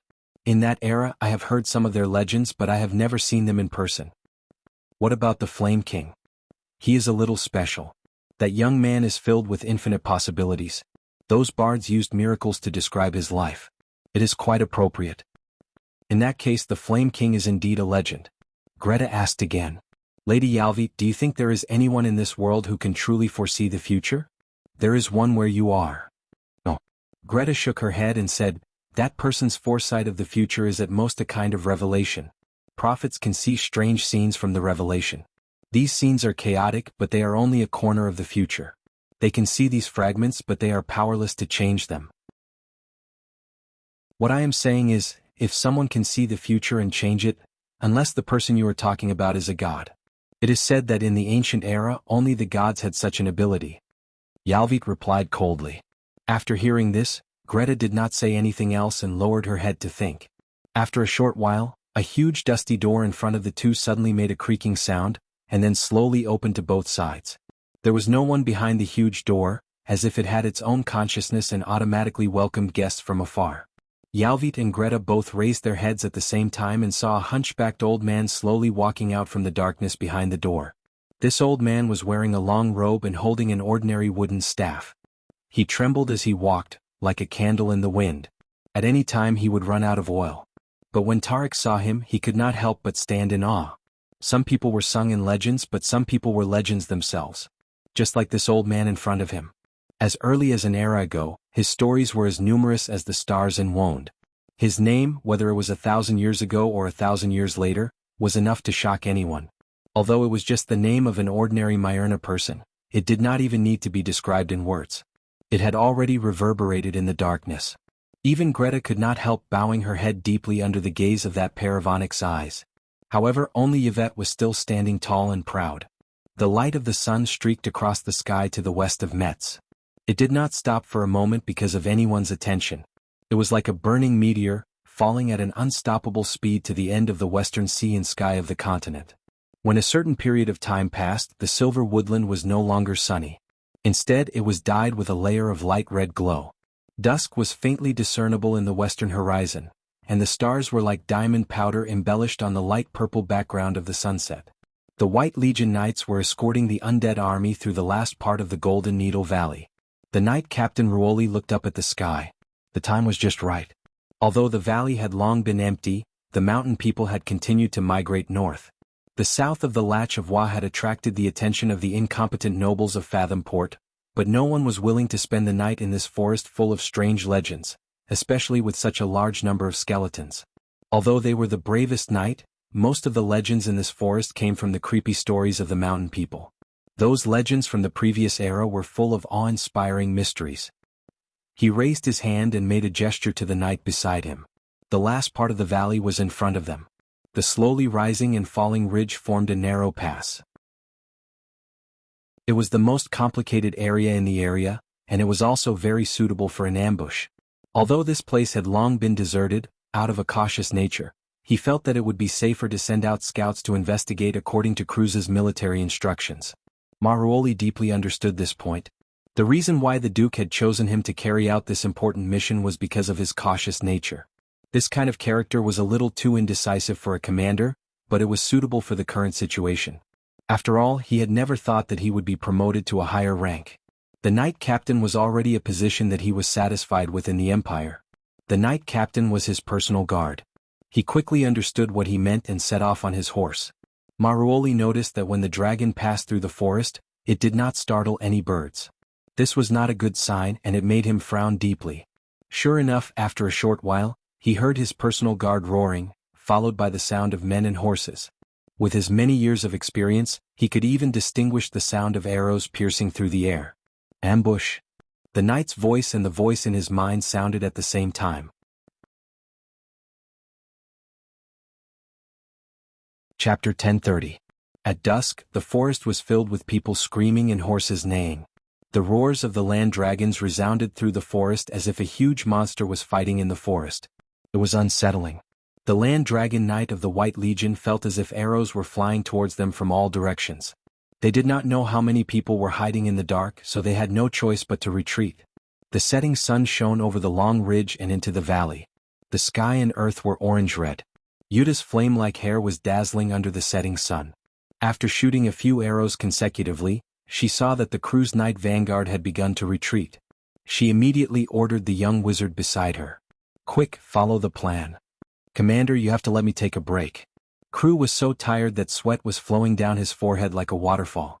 He could not help but complain loudly. "Do you think this kind of large-scale illusion is easy to use? Not to mention there are two of them. Cut the crap. This is an order. If you can't do it, I'll cut your head off." Crew could not help but curse in his heart. He did not care that the person who came up with this plan was Mare, whom he had praised before. However, he still used his fastest speed to recite the spell. He waved the staff in his hand and a hazy army suddenly appeared under his command. It was like the mountain fog had gathered out of thin air. In the fog, people were screaming and horses were neighing, outlining the outline of a cavalry that was ready to go. Crew trembled as he maintained the staff in his hand. The army also ran parallel to the retreating Cruz Knight through the forest and attacked the flanks of the large army. The distance was at least 200 or 300 meters through the thick forest and the light was dim.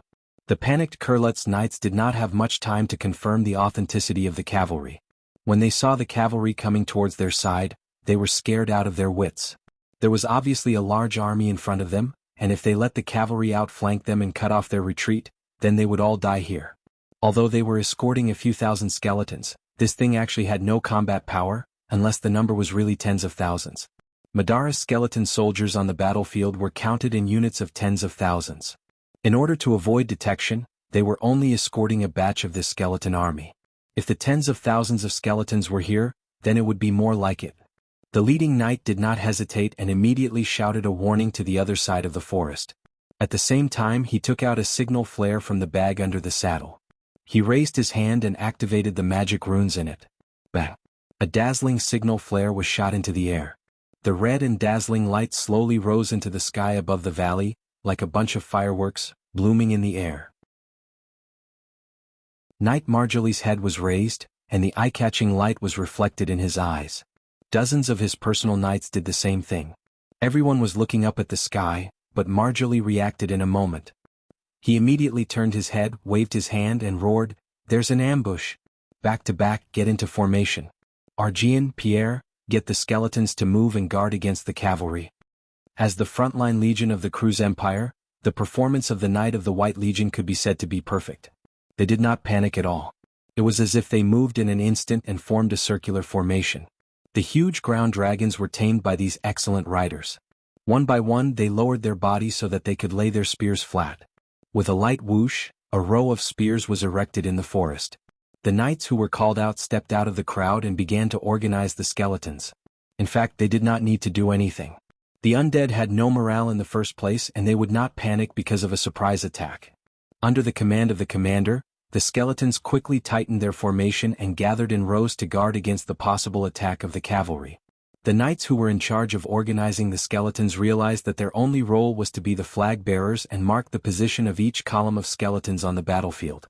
In less than 10 minutes, an orderly and strict formation had appeared in the forest. Seeing this scene from afar, the young men from Erewhon were obviously surprised. Even the person who came up with the plan, Mare himself, was no exception. It was important to know that in a war, making a battle plan was only one aspect. Whether the script went according to the plan or not was another aspect. This was related to many factors, and it was not something that could be solved by relying on geniuses. For example, some commanders were cautious and some were reckless. In a situation where the enemy was unknown, many situations on the battlefield could only be decided by Lady Martha. At this time, the young knight on Erewhon's side could not help but shout in their hearts, "Martha, bless us. Don't relax, this won't last long." Yuta was, after all, a mercenary commander. At this time, she did not forget to pour cold water on the young men who were getting carried away. Later on there will be a bloody battle. How long you can delay this crew's army depends on your ability. However, the young men were obviously a little excited. They thought that Cruz was just SOSO and did not listen to her words. Yuta knew what they were thinking and could not help but sigh. In fact, she was not optimistic about the upcoming battle. Cruz's army's performance was better than she expected. These foreign knights' performance was not comparable to that of an ordinary army. Even the White Lion Guards that she had seen in Tanajil might not be as strong as this. Cruz was Cruz.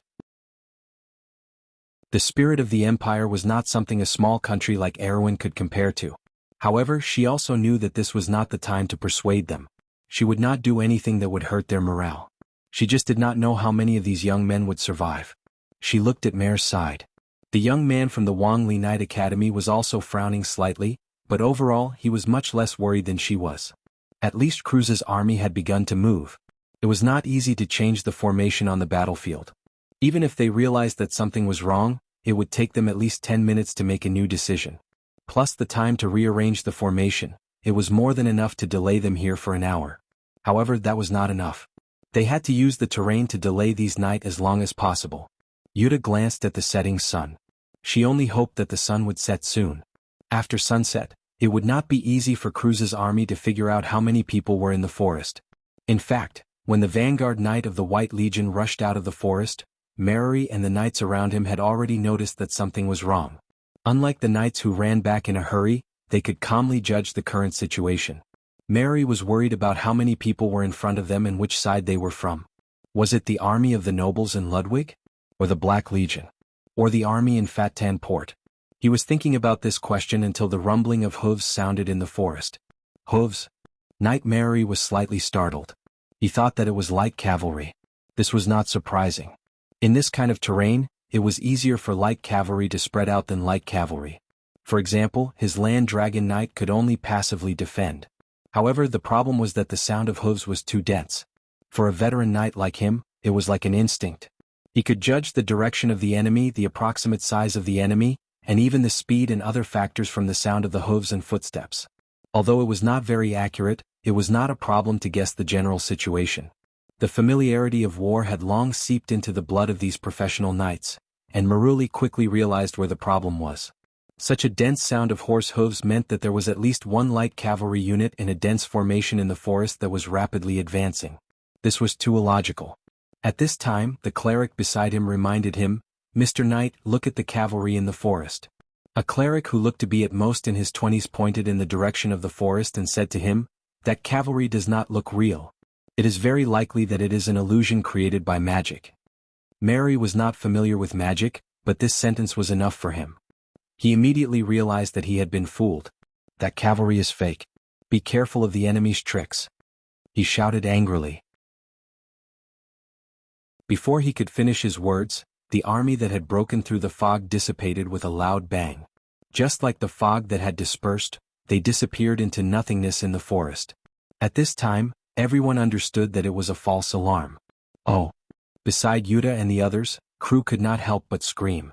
He shouted in shame and anger, "The spell has failed. Someone has dispelled my spell." He looked like he had just been fished out of the water. His whole body was wet, but it was dripping with sweat. After casting these 2 spells, he was completely unable to move. He leaned on the silver tree beside him and gasped for breath. "It's okay. It's not your fault. Crew, you did a good job."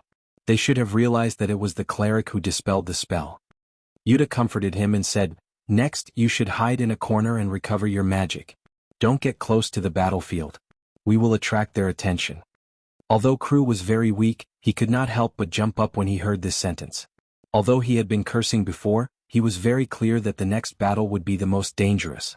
If they wanted to delay the cavalry of Cruz, they not only had to make the other side not know how many people they had, but they also had to make the other side feel the pain. This would definitely be a tough battle. Maybe they would pay the price of blood and life. Anyone here could die here, and of course he was no exception. "I want to be with you. Don't you think you can leave me behind?" he retorted loudly. The first priority of a wizard on the battlefield is to protect yourself. The beautiful female mercenary captain swung her head, her red hair spreading out like flames. She smiled at the young magus and said, "This." Cruz suddenly found that almost all of his companions were on the captain's side. He could not help but stare and said, "You?" But before he could finish his words, he felt someone hit him from behind. His vision turned black and he suddenly fell down. Mare reached out and caught him, then raised his head and gave Yuta a look. "We need someone to send a message to the Lord. This task will be given to him. Go and put a magic mark on the tree." Mir nodded, turned around and disappeared from everyone's sight. After he left, Yuta pulled out her sword and said to the young knight in front of her indifferently, "Don't look at me with such a tragic expression. We are not going to die. What are you afraid of? What are you looking forward to? Before today, have you ever thought that you would gallop on the land of the Cruz Empire and fight with the White Legion, the #1 opponent in the world? Some of you may die here, but no one dares to laugh at you because your opponent is so strong and respectable. But if you succeed, then after today your name will be known throughout the land of Wond." The young men's eyes shone brightly. The burning flame was the determination of a gambler, and the endless desire and pursuit of victory. Remember your titles. We are the White Lion Guards. It was the Lord who gave you this name. He has never failed, and you will be the same. The female mercenary commander's sword drew a shining arc under the setting sun and pointed forward. It was like a straight line of faith, indestructible and shining brightly. "Follow me. Let this lion bare its claws." The young knight roared and shouted in unison, "Fight for Erwin. Glory in our bodies, glory in our swords." Under the setting sun, the mountains seemed to be in eternal sleep. Sir Mary made his own judgment at the first moment. There couldn't be too many enemies. Otherwise they wouldn't be deliberately mystifying. The other party's purpose was obviously to try to keep him here. This was not an ambush but an interception. But the problem was how many people were involved in the interception. If there weren't too many, then he could choose to force his way through. But if there were too many, then he might break his head and bleed. He suddenly fell into hesitation. The empty valley in front of the Kurlutzians was like an open bloody mouth, full of the unknown and uneasiness. "Sir Knight, it's time for you to make a decision." After the crowd separated, a middle-aged man in a long robe came out from behind and said to Sir Mary, "The people in front are obviously stalling for time. They may be waiting for reinforcements. We can't stay here for too long." Sir Mary looked back at the man. The man's face was as pale as a vampire's, and he was so thin that it seemed like a gust of wind could blow him away. Sir Mary looked back at the man and glanced at the dark crystal ring on his finger. He nodded and said, "Don't worry, Archmage Unsirai. We will definitely send you safely to the Latch of Wa." The man smiled contemptuously and said, "You don't have to call me Archmage. I know my own identity very well. I'm not trying to urge you to do anything, but I just want to remind you that we still don't know which side the people in front of us are from. In such a situation, it's best to make a decision quickly to avoid any more trouble." Sir Mary nodded slowly and looked at his knight.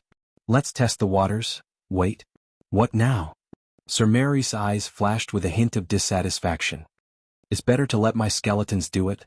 It's not worth it to waste the noble knights of the Empire on probing. My subordinates were originally used for this purpose, so it can be considered a worthy death." The man rubbed his ring and answered slowly. Sir Mary was very angry that the man compared human life with the word worth.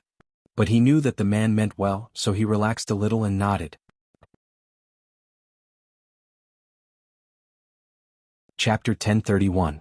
Some things were easier said than done. That was why there were so many empty talkers in the world. On the battlefield, people would tell themselves that as long as they could overcome their fear of death, they would be able to face their fear easily. However, when the blade was about to touch their heads, they would often be able to understand the lightness of the Grim Reaper's footsteps from the indifferent eyes of the enemy. Your head would fall to the ground and the world would spin in front of your eyes. Finally, you would fall into dust. The battlefield would be filled with darkness and decay. The symbol that represented your existence, your name, your status, your beliefs, and your family, would be reduced to nothingness under this sword. After that, there would be no beginning or end. No one would know what the world after death would be because it might not exist. The mountains, rivers, forests, and plains would still be the same color. The sun, the moon, and the stars would still move side by side. The place where you left the world would be filled with white flowers and green grass, but you would not be able to feel all of this again. Before a catastrophe, fear would seep into your bones, and then your heart would be bitterly cold. Although Yuta was not a fledgling who had just stepped onto the battlefield, even though in the south of Erewhon the war between the nobles was full of small skirmishes, but as a mercenary she had also experienced life and death several times. When a person experienced death and bathed in blood on the battlefield, there would be a complete transformation. Some veterans who walked out of the battlefield believed that it was because the person who had experienced all of this had released the beast in their heart. Yuta did not know what the beast in her heart was. At this moment she only felt an unprecedented seriousness. This kind of seriousness was the same as many years ago when she was alone and holding a long sword to face the bandits that appeared in the wilderness of Shabnuo Mountain. The cold wind blew away the sweat on her forehead, and her fiery red hair stuck to both sides of her forehead. However, she did not feel it at all. Her 5 fingers were tightly clenched on the sword. This sword was once given to her by the young lord. The red crystal on the hammer emitted a deep light under the night sky. The tension in her heart came from the heavy responsibility. This responsibility came from the control of the fate of others. She was afraid that her decision would send these outstanding young people to their deaths. Although they had already disregarded life and death, who could guarantee that what they did was really meaningful? Would she be able to live up to the trust in their eyes? Although Yuta had already become the leader, she was unable to answer these 2 questions. She did not know that she was already standing at a crossroad. Countless people had stood at this crossroad. At this crossroad, human nature had to overcome cowardice. Some people chose to retreat, but even more people hit their heads and bled. They became cold, heartless, ignorant, and arrogant. Only a few people could truly see their own hearts and take that crucial step to become the best commanders. This was a choice on the battlefield. On this square chessboard, the chess pieces had the courage of the chess pieces, and the chess players had to have the courage of the chess players. The mountain wind blew through the treetops, making a soft rustling sound, as if it was mocking the meaningless killing in the mortal world. The gods had left long ago, but only their children were left to hurt each other. The battlefield was littered with broken bones. The eerie white bones were buried between the rocks. A few black steel longswords were stabbed into the soft soil. If it were not for the black rose flag fluttering in the night wind, Yuta would almost think that this was the battlefield of Grimoires. There was no doubt that there had just been a battle here. The invaders were skeletons controlled by crews. She ordered Mare to mercilessly crush these enemies. Compared with the Madara army in the Silverman Valley, these undead were not worth mentioning at all. The battle ended quickly, and the necromancers did not have the ability to use the skeletons' vision to investigate. Besides, the skeletons had no vision to speak of. Therefore they were likely not exposed yet. But this was nothing to be happy about because the real challenge was yet to come. Everyone knew this in their hearts. This is a probing attack. The White Legion's knight is likely to follow behind. Yuta agreed with this view and nodded gently. Sure enough, 3 ghost-like white dragons and the White Legion's knight riding on them emerged from the forest. These people were obviously the vanguard of the Knight Regiment. The crew's side did not know how many enemies were lying in ambush behind the Silver Forest, so they were also carefully deploying their actions. Seeing that the crew's people were more cautious than expected, Yuta's eyes lit up. She immediately raised her sword and shouted in a low voice, "Charge!" She knew that she could not give the enemy too much time, lest they figured out the situation on her side. At this moment there was no room for regret. Even if it was a mistake, she had to make it to the end. The short command contained a special kind of power. The young knight from Erewhon launched a strong attack like a flash of lightning. The wind in the mountain pass was always abnormally cold. The grass swayed between the rocks and the gravel was blown by the wind. In the face of all this, the cruise's people were shocked. Heavy cavalry always had an overwhelming advantage when facing light cavalry head-on. In the eyes of the cruise's people, these people who were rushing towards them were crazy. But after all, they were professional soldiers. After a short moment of shock, they reacted quickly. They raised their spears and prepared to fight. This series of actions on the dragons was almost instinctive. Originally, these knights were the vanguard who came to investigate the enemy's ambush in any direction. If they found the enemy's ambush in any direction, they should immediately withdraw and inform the main force behind. But when they found that there were not many enemies, they thought that it was likely that they were the enemy's scouts. So, their first reaction was to meet the enemy. This series of judgments made them miss the best opportunity to distinguish between the truth and the truth. Although they did not think that they would lose. Yuta maintained her position in the charge. She could already feel the oppressive feeling of the huge body of the dragon in front of her, especially when the distance between the two was getting closer and closer. She could even see the huge, cold, gray-brown eyes of the enemy, with vertical pupils that were characteristic of cold-blooded animals. A knight was sitting on the high and smooth back of the dragon. She could not see the face of the cruise's person, but he was holding a 3-meter-long dragon spear and thrusting it towards her. The depths of Yuta's jade-like eyes shrunk to a deep point. In the glittering light, the tip of the spear was reflected. The tip of the spear pierced the neck of the warhorse, making a series of crisp sounds of bones breaking. But before that, Yuta had instinctively jumped from the saddle. The warhorse fell under her feet, whining and rolling down the mountain stream. She passed by the dragon and grabbed the metal buckle on the opponent's saddle in midair. The cruise knight was a little surprised but not too surprised. He pulled out his sword, the standard cavalry sword of the White Legion. It was longer than an elbow and a half, with a short blade and a thick blade. There was a weight added to the blade, so when he swung the sword, it was like a curved black moon towards Yuta. Most people could not change their direction in the air, but this was obviously an exception. Suddenly, a red sword appeared in Yuta's hand. Flame!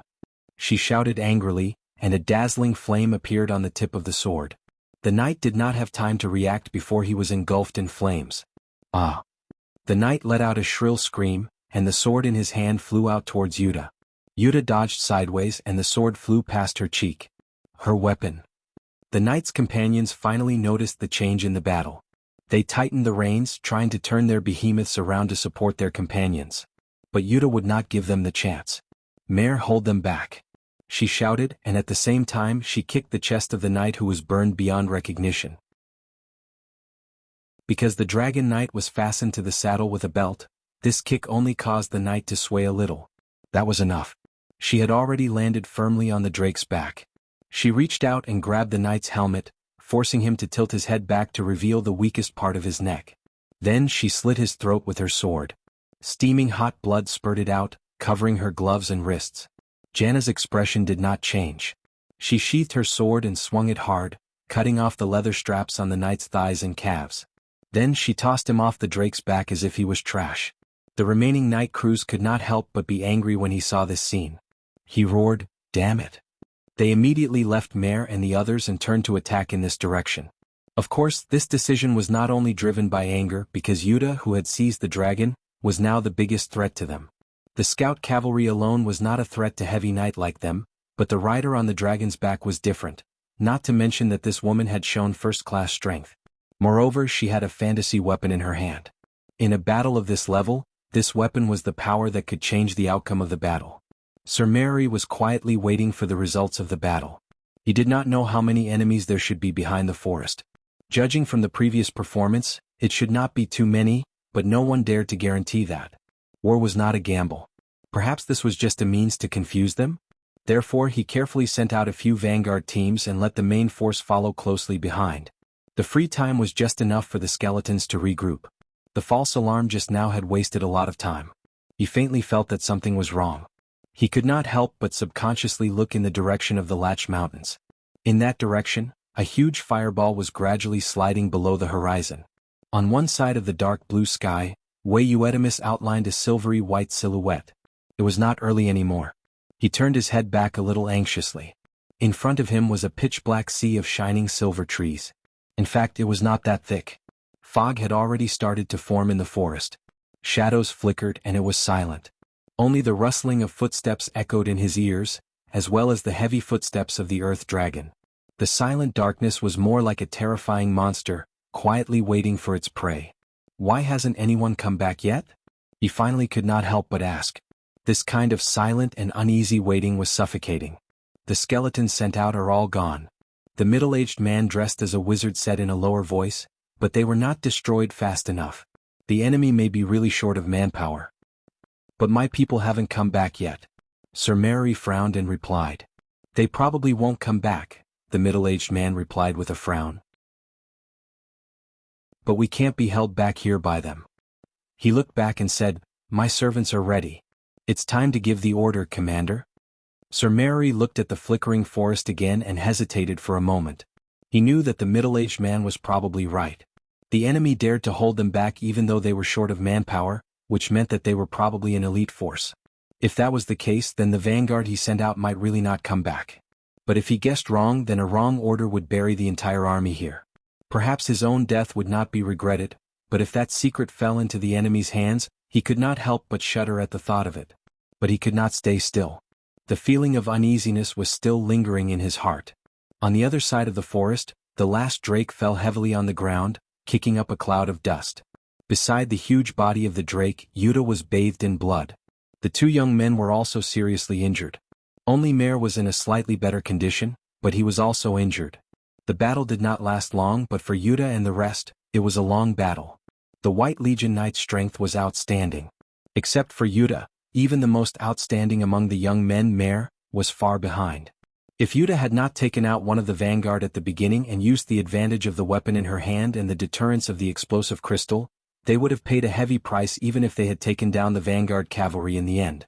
Casualties were inevitable, and they might not have been able to stop the vanguard from reporting to the main force. Fortunately, everything went well. Cruz's army was still moving very slowly, which at least meant that everything they had done so far was worth it.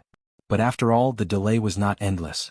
It seemed that the commander of the Cruz army had finally made up his mind. Mare squinted his eyes. He could already see the dense banners of the Cruz Knight Regiment behind the Silver Flash Forest slowly moving forward.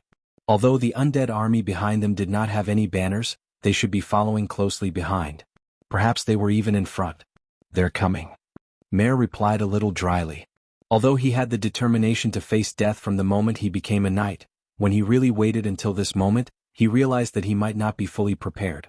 It was not because of fear or cowardice, but because he was unwilling to accept the fact that he was not fully prepared. How could he die in such a place? Janet didn't say anything. She just nodded quietly.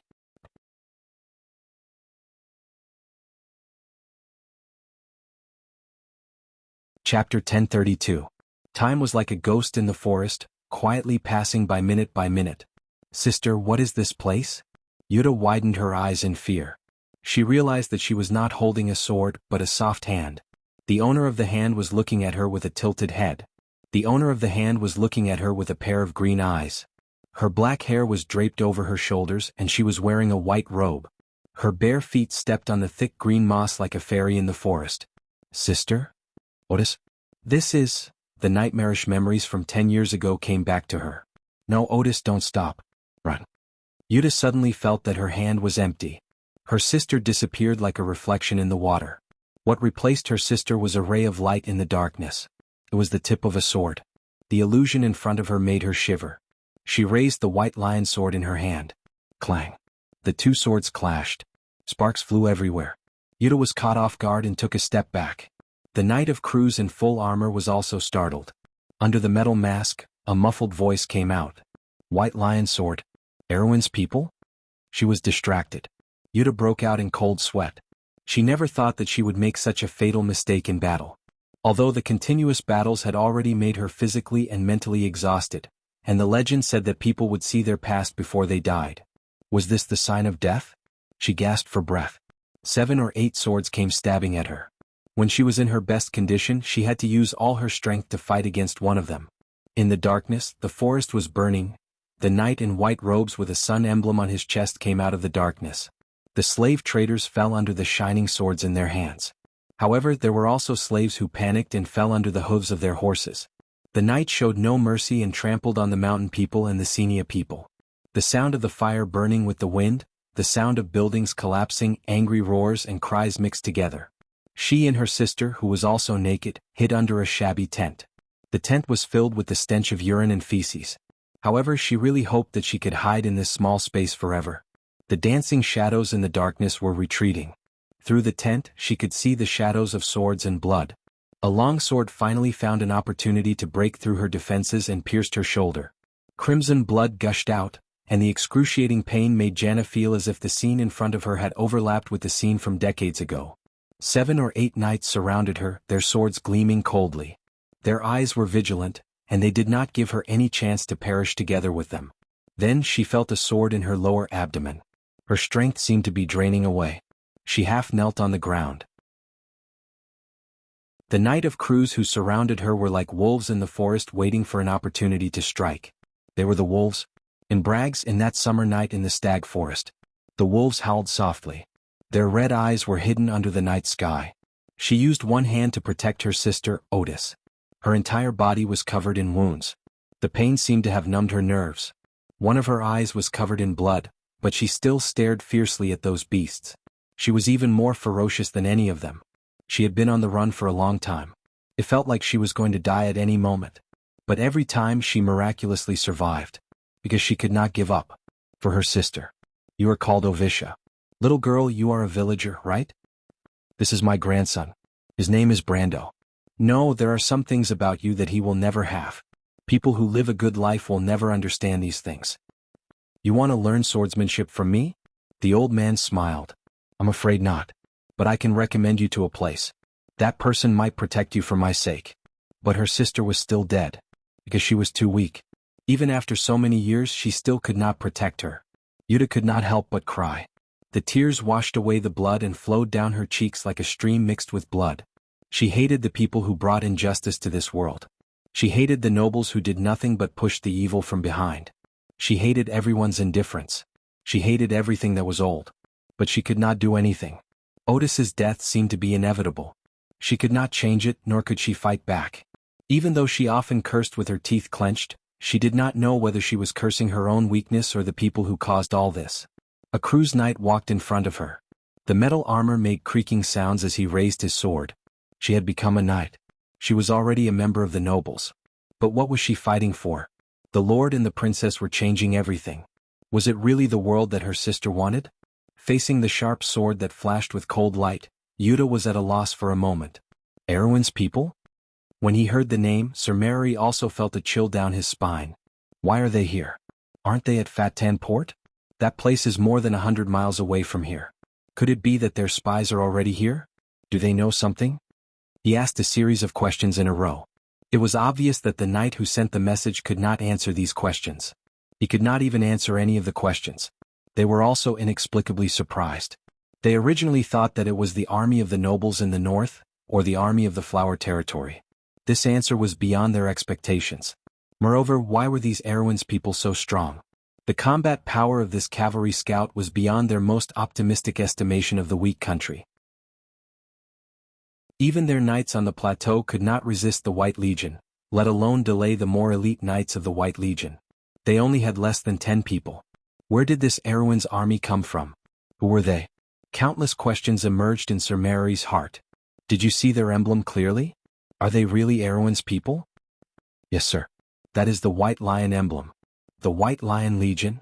Sir Mary shook his head in disbelief.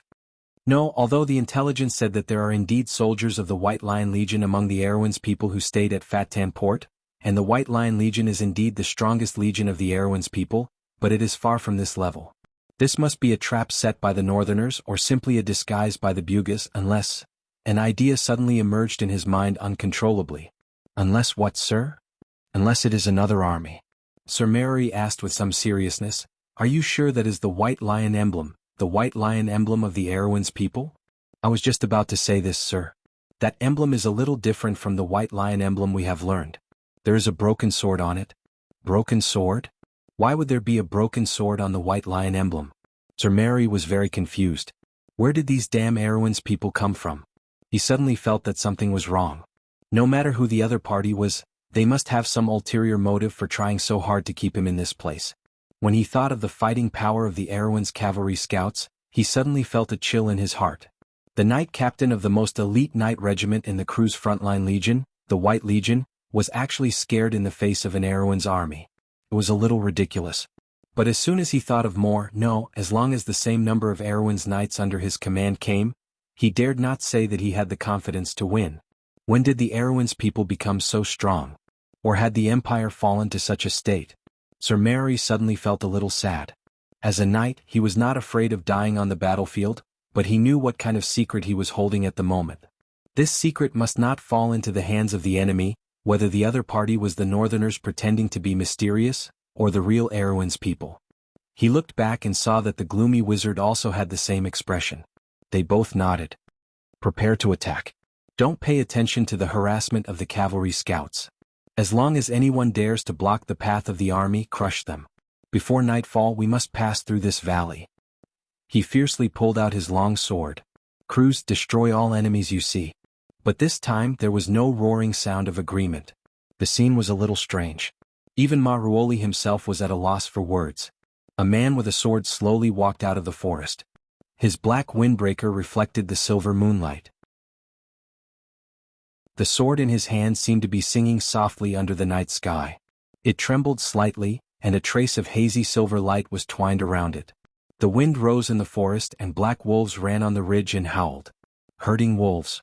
For some reason, this sentence appeared in Sir Mary's mind at this moment. Once upon a time, the ancient legends of the witches were regarded as bedtime stories by the world, and no one took them seriously. But one day the legends would become reality. Sir Mary did not think that this would be his last thought. A dazzling silver light lit up. It was so fast that he had seen the Grand Captain of the Knight Regiment use his sword. But at the place where the sword light exploded, silver lines spread out. This was the power of elemental powers. He himself also controlled the power of elemental powers, but just as the elemental powers in his body began to resonate with the laws, a majestic force had already suppressed it into nothingness. Under the same realm, a superior elemental powers had absolute suppression over inferior elemental powers. Sir Mary's expression changed dramatically. Before he had time to regret, a silver light had already pierced through his chest. A great knight of the elemental powers had died so inexplicably. It was not that he did not want to avoid this fatal strike, but at that moment he clearly felt that the space around him was fragmented. His every movement seemed to have been rewound by time, forever frozen in the previous moment, locking him in the eternal position of the sword. Time and space were like a huge shackle, firmly clamping down on all possibilities of evasion. This is time and space. Endless darkness poured into his consciousness as if falling into a cold abyss. Sir Mary felt his body fall from the drake. The last thing he saw was the figure of the man rampaging among his subordinates. The sword light in his hand was like a line that cut through everything, cutting the Imperial Knight into pieces. Before he closed his eyes, he already knew the identity of the other party. Count Tonagel. The wizard in the black robe said gloomily, trembling slightly. In less than a quarter of an hour, dozens of knights had been killed or injured. Only a few of them died in the mouths of the black wolves, and most of them died at the hands of the young man in front of him. The elemental awakened gold-ranked knight had no room to resist, as if he was slaughtering a chicken. This person was even more terrifying than the rumors said. The other party's strength should have already surpassed the elemental enlightenment, but he was so young. Brando's gaze fell on the battlefield full of corpses.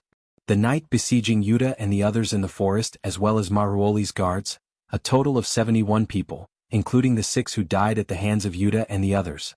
There should not be any fish that escaped the net, and the guy in front of him should be the last one alive. Of course, it was not entirely correct to say that he was alive, because there were some dead things in this world that could exist openly under the sun. A pack of black wolves was gathering at the edge of the forest. On the back of the tallest male wolf, a black-haired girl was sitting. She was watching everything that was happening in front of her with great interest. The massacre was reflected in her black gem-like pupils, just like an exquisite game. Brando glanced in that direction, frowned, and then he turned back. Necromancer? The black-robed wizard did not dare to be rash and nodded silently. I only have one question. How many undead armies are moving in this area? Do they only go to the Latch of Wa?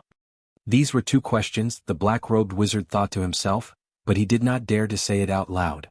He could only answer honestly, many. Some undead were awakened from the tombs of the cultists.